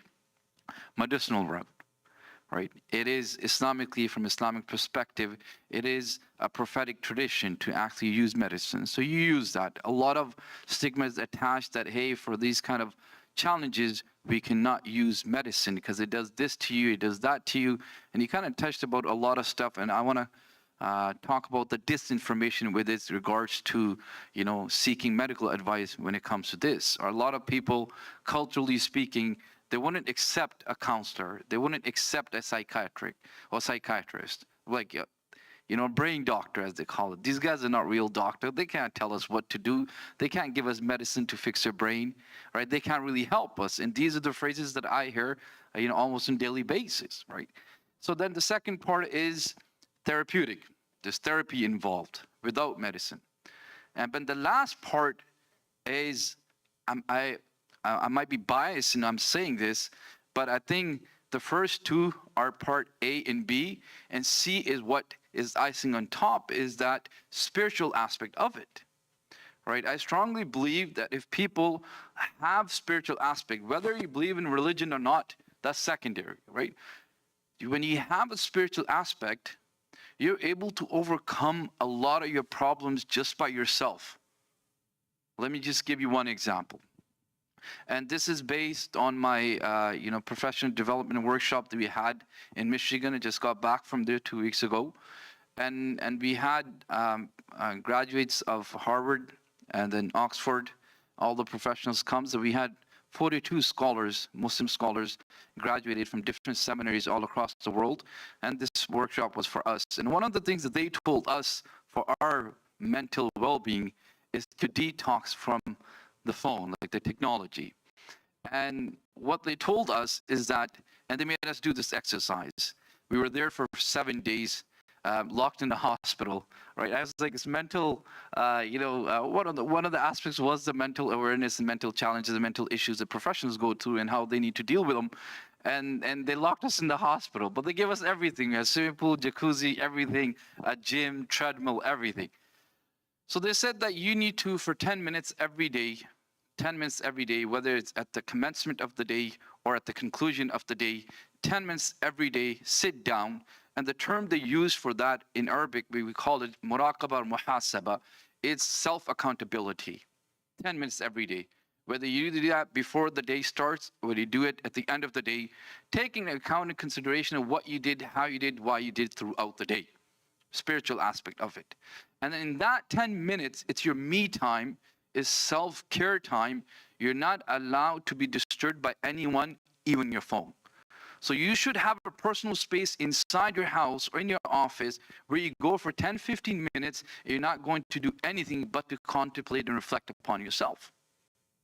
So when people have different challenges, if you just give them this aspect of it, and this is like the doctor Abdul Sattar, he's one of the lead physicians in States, and he's written a book called How Do You Pass Your MCATs, and he's done it through the aspect of spirituality. And he talks about this. So this is what his research and his years of efforts in, and he's still in the process of writing his paper, and he shared this with us. So scientifically, it is there, how it helps, and he used all the fancy words, which I don't know, right? What happens to neurons, what happens to electrons, what happens to our mind, how it functions, how it gets affected, just by this 10-minute exercise, right? So we want to help people, if they come, right? We want to tell them, hey, 10 minutes to yourself, and tell me, self-diagnose yourself. See what the problem is, what's issuing you. I'm not an expert at this field, okay? So I'm just saying how generally you can handle a situation when it comes to you this way, right? Spiritual aspect of it. Spiritually, BCMA's website, if you go there, we have around, how many imams do we have now? I lost track of, because every year we get a new one. all right? Around 35 so far? Around 30, right? So bcma.com. So every single scholar that's there, imam that's there, we go through 9 years of, very strict educational training to be called an imam, right? So, and we go through, diploma, bachelor's, and master's degrees, and eventually PhD to be called an imam, secular education and Islamic education, and then you become a qualified. So we have around, so like from the spiritual aspect of it, they have pretty sound understanding of how to deal with the spiritual side of mental illness based on how Prophet Muhammad, peace be upon him, has done in his life, right?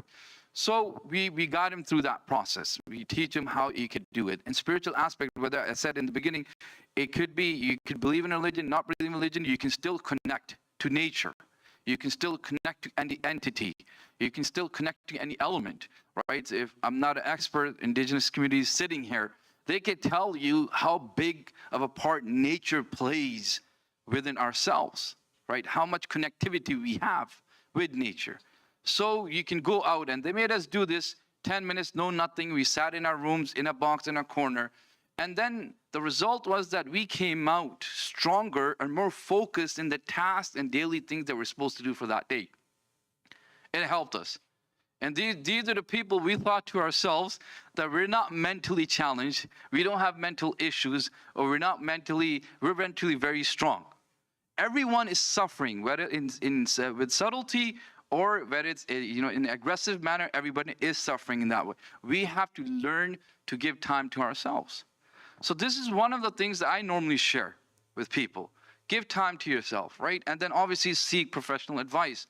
Do not let the cultural stigma or people's perception dictate how you need to behave or how you need to help yourself, right? Culturally speaking, we come from, very, very, diverse, how do you say this? Not diverse, very, very family-oriented families, right? We're very extremely family. Like my parents, we still live together, right? So in Western society, you don't find this many, examples like this a lot. In our society, where we came from, we migrated from, every second household is filled with tons of people, right? It's a 3-bedroom house. There's so many people living there, right? So everyone has their opinion. Everyone has their opinion with regards to what you're going through. We need to learn to give space to the person that's suffering or some person that's going through this problem. Time me out when it's done, right? I'm done. You think you're supposed to be 5 minutes, you talk about 10-minute talk, right? So we cannot, culturally, we have to accept this. Culturally, we have to understand this. Culturally, we have to adopt it. Just like any other challenge that we see with a person's body, this is also a challenge. And as a family, we need to discuss this every second day or third day. And then give that person, if someone is going through this, right, we don't have the right to give that person an opinion. Hey, you're only 7 years old, you're only 14 years old, and you need to this can't happen to you, you're too young. No, it can happen to everyone and anyone at any age, right? Depression does not see that you're only 17 years old, we're not going to come to you. Depression will come. Any country. So we have to give that person space. And first, we have to remove our own bias when we're dealing with that person. If we can't remove our own bias when we're dealing with that person, we're not actually giving them genuine advice with regards to seeking rectification for the situation that they're in. So perhaps I've become a little compassionate in my delivery here, but perhaps we can take something, perhaps we can, educate me at the end, or not take anything at all, because most of, delivery will come from the professionals. But I'm very glad to see this happening. I'm very happy to see this happening, but I strongly believe that we need to educate our congregations, people we're dealing with, not with regards to, hey, you're sick, have this. Hey, people go through challenges. There are plenty of options that you and I can use. Not just you use this option because you're sick. You and I have this option of using if we need it, right? May Allah subhanahu wa ta'ala allow us to protect. It's a supplication that I'm making to our Lord. May Allah protect our mental stability. May Allah protect our youth. May Allah protect everyone and everyone. May Allah protect our health and wealth. Wa akhir da'wan alhamdulillah rabbil alamin.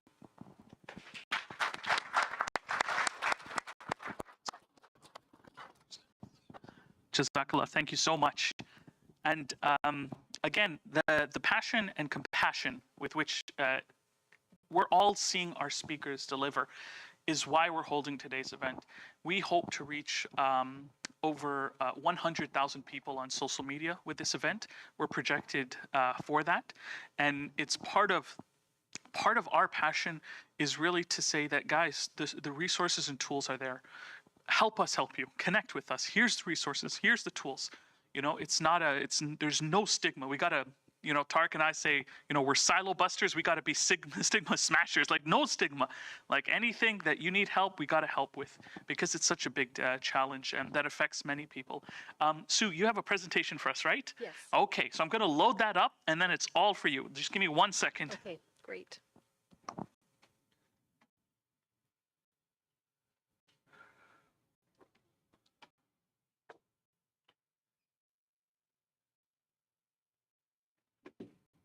All right, there we go. So it's going to be old school. You just say next slide. Oh, really? Okay. Yeah. Okay. I'll try to remember to do that. Okay, thank you so much. My name is Sue Baker, and as the slide says, I work in the Victim Services Unit of the Vancouver Police Department. And I would just want to thank the organizers for inviting me today and just having an opportunity to tell you a little bit about what a victim services program does and some of the general types of resources that we refer people to as they go through whether that's exposure to a criminal incident in their city or exposure to a traumatic incident or a traumatic loss. So I'm going to tell you a little bit about that. So the VPD Victim Services Unit provides support to victims, witnesses, and family members for all types of crime, traumatic incidents, and loss in the city of Vancouver. And whether you live in Vancouver or whether you have been visiting Vancouver and you have experienced either victimization or some type of exposure to a traumatic incident, we can offer services to you. Our referrals for our unit typically come from police officers or community partners. However, victims can also call our unit directly to access support and services. So the kinds of services that we do provide include emotional support, which are things like information around common psychological responses to crime and other types of trauma. Oh, thank you very much. Is that better? Okay. Thank you. Okay. I'll just start that piece again. In terms of the services that we offer, so we provide emotional support, which includes information regarding common psychological responses to crime and trauma, as well as strategies for self-care and coping with these types of incidents. We also provide access to information regarding the police investigation or the criminal justice system and the rights that victims have in BC. Also, we provide practical assistance and support, and so that is things like filling out documents, filling out applications, or registering for different assistance programs that are available. We also provide resources and referrals to programs and things that are in your own community. We offer court support and accompaniment for folks who may are required to attend court because they have experienced victimization in some form. And so part of our unit, part of what our unit does as well is we will provide support to folks who have to go to court for accompaniment purposes, whether that's attending Crown Council meetings or actually having to go and testify at court. And then we also have a mobile response unit. And so at the request of police, victim services will attend the scene of a crime or a traumatic incident to provide crisis intervention, support, as well as practical assistance. And this is immediately after the incident takes place. And just to note, we are only ever dispatched to a police incident by officers via 911. But in the course of our work, we will connect victims and families to some common types of resources, and they generally fall within 3 categories. And so I wanted to share these ones with you because they are they're accessible to anybody in BC. So I didn't want to share a lot of Vancouver-specific resources, but rather ones that you can access no matter where you're living in the province.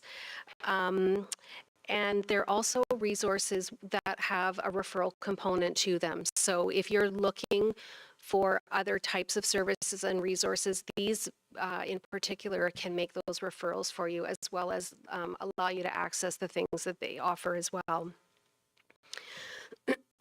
So, excuse me. So specifically around, I have to get my water 1 second.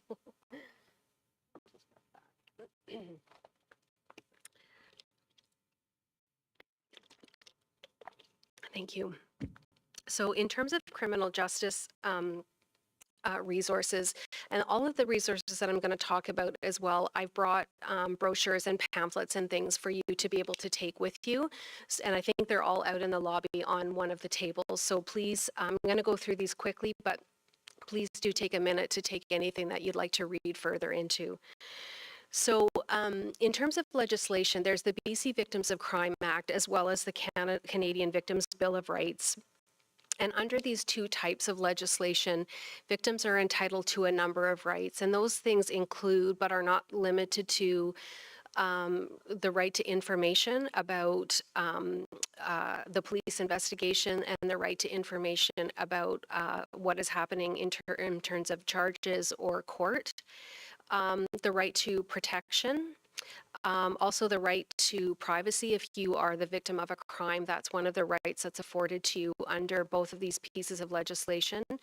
And another one is the right to participation, and that means your ability to participate in the justice process by providing testimony, and also by providing a victim impact statement, where you have an opportunity to share with the court how an incident has affected you.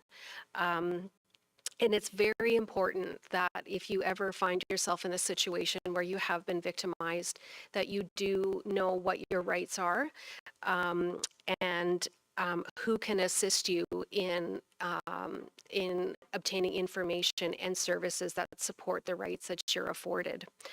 And so, there, as I said, there's information in the lobby about those 2 different acts, and all of the rights that you're afforded under those. The other service I wanted to tell you about is Victim Link BC.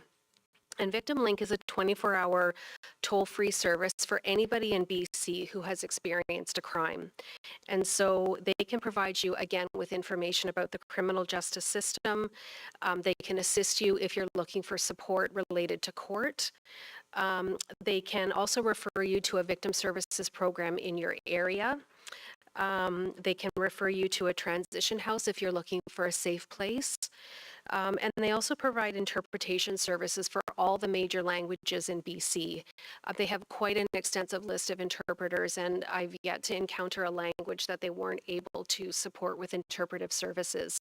So this is a 24-hour phone service. It's free, it's confidential, as well as the interpretation services that they have. They also have a special phone line for folks that are deaf and hard of hearing. So it's a really great resource, and one I would definitely encourage you to take a look at and pick up some information about that.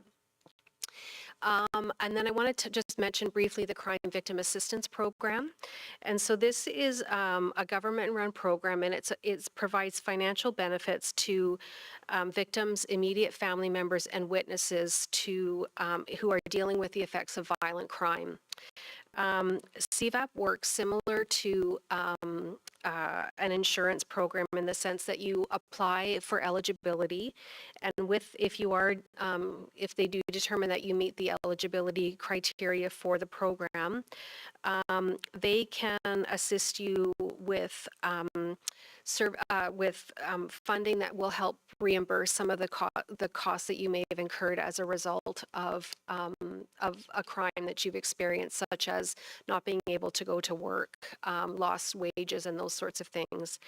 And the other thing that they will also provide is funding for counseling. And I think their program right now offers up to 48 sessions with a counselor as well. On top of that, if then you are having to go into court, they'll award another, I think it's 24 sessions related to counseling support around having to go through the criminal justice process. And so I would encourage you to check that program out as well. And as I said, there's information about them in the lobby. And then just very quickly, the last couple of resources I wanted to tell you about, one of them is the Crisis Center, the BC Crisis Center. And they provide a number of services through their center. One of them is a distress phone service program, which is 24/7 free and confidential support where you can talk to a trained volunteer, where you can also access resources and referrals. And that's a 24/7 service that they provide. They also offer a seniors distress line. They offer a mental health support line. Part of their service is also the Crisis Intervention and Suicide Prevention Center. And then they also have two online chat services that you can access as well. So one of them is youthinbc.com for youth 12 to 24 years of age, and then the crisiscenterchat.ca, which is for adults 25 and over. And then lastly, one of the common resources we refer people to who are coping with bereavement, actually, I'll just talk about this one quickly. Yes, the Wellness Together Canada program. And so this program provides free phone counseling support and resources to both youth and adults.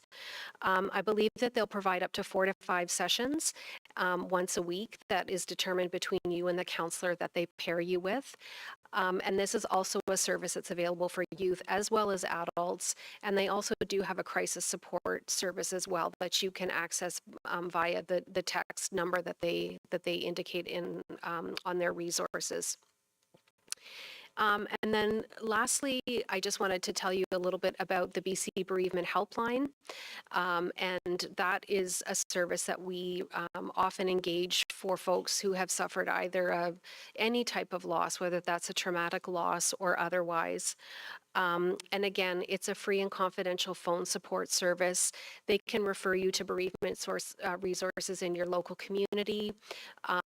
They provide specific loss support for those who have suffered a loss related to the toxic drug overdose crisis, and also provide a number of support groups throughout the year for those that have experienced either suicide or homicide loss. So it's also a terrific resource.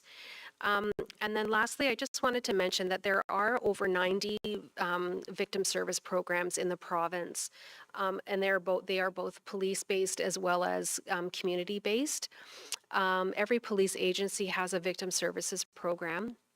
And so you can access that if you are having to deal with police for any situation. You can request that you be connected to their victim services program.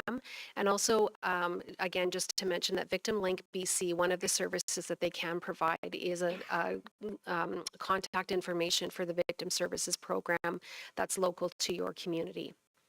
And that is it for me. Thank you.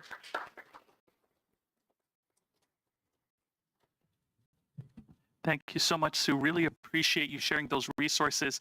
Again, we've worked very closely with the VPD as well as the RCMP and law enforcement, and it's always impressive and amazing the services that are available that folks just don't know about. And I think you were mentioning you'd be out front with some pamphlets and resources. So folks, please feel free to take advantage of those. And we'll also include all of this in the email for everyone who signed up for the Eventbrite link. Thank you again, Sue. Thanks. And Liam, honored to have you as our final speaker for the event. I know there's always the pressure of everyone looking at the clock and thinking, hey, how's it going? But Liam is a fantastic person, really good friend, and I can't wait to hear what you have to share with us today. Thanks. Could I grab your mic? My mic's the best, yeah, of course. Everyone wants this one. Thank you. Can you hear me okay? Great. Well, thank you so much for the invitation to speak, and thank you to Tarek and Yusuf for organizing this. It's so great to see, mental health being at the forefront of, you can all hear me, right? Yeah. At the forefront of what we think about when we come together and think about social issues. I feel very privileged to currently work at the Canadian Mental Health Association, which is, I work at the Vancouver branch, but the CMHA is a national organization, and it's been really cool to see both communities around the nonprofit sector and also the CMHA start to think about mental health, both in terms of how to help people who are already in crisis, and then how to help people who really need the preventative measures. And I wanted to talk a little bit just about the programs and services that we offer, just to give you a sort of a sense, I think, of, really what else is out there besides what you might think of most immediately when you think about mental health services. I think when people think about mental health, they most immediately think about counseling or psychiatry or, psychologists and therapists.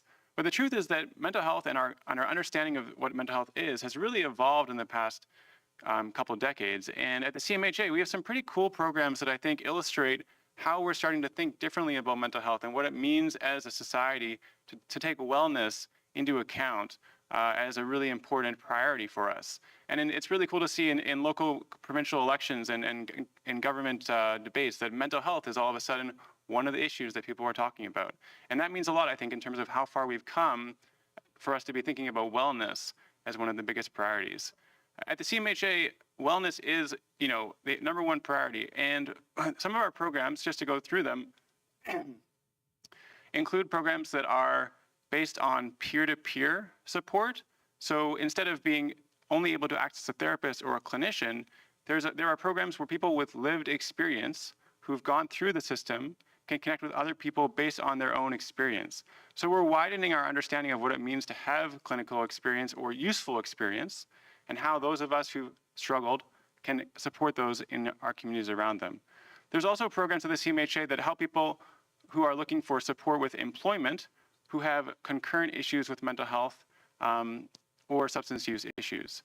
And so these programs are free and they're accessible. And the key thing is really to remember that you don't need to necessarily identify as having a mental health crisis to be part of a program that can help you take the next step on your recovery journey. And that's one of the things I really appreciate about working at the CMHA is that we think about recovery a little bit differently than I think many people might think of recovery when they think about it, which is some people think that you're either 100% recovered and you're happy and everything's great, or you're not and you're suffering, with a real mental illness.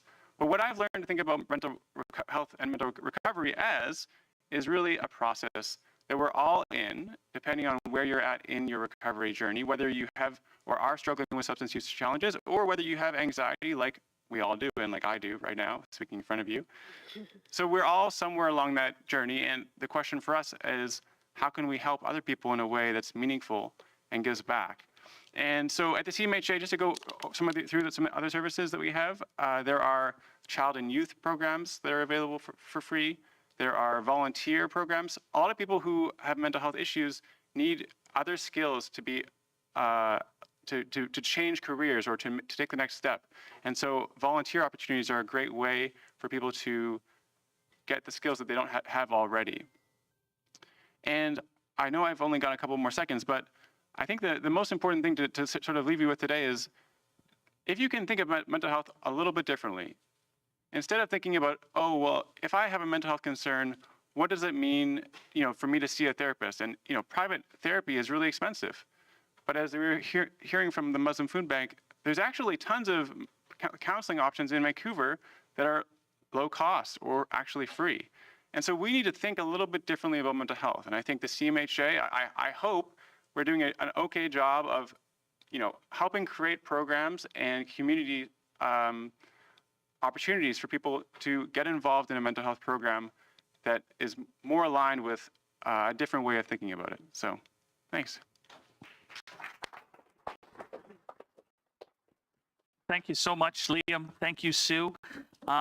That's the event, my friends, and we're honored to have had all of you here. I'd like to thank all our wonderful panelists for spending their day with us, for sharing their wisdom, as well as our support team from SFU, Beer, Tarek, everyone who put so much time and energy into this. Our organizational partners, such the MSA here at SFU, the Canadian Mental Health Association, Moose Anger Management. Thank you so much for being here. Moving Forward Family Foundation Services, the Muslim Food Bank, Aspire, the BC Muslim Association, the great folks at Kids Play, the VPD, always there when we need them, Project Falah, Metro Vancouver Alliance, MAC, Vancouver Centre, Nisa Homes, the Institute for Muslim Mental Health, South Vancouver Neighborhood House, and Penny Appeal Canada, as well as all the other wonderful people who have made this such an amazing success.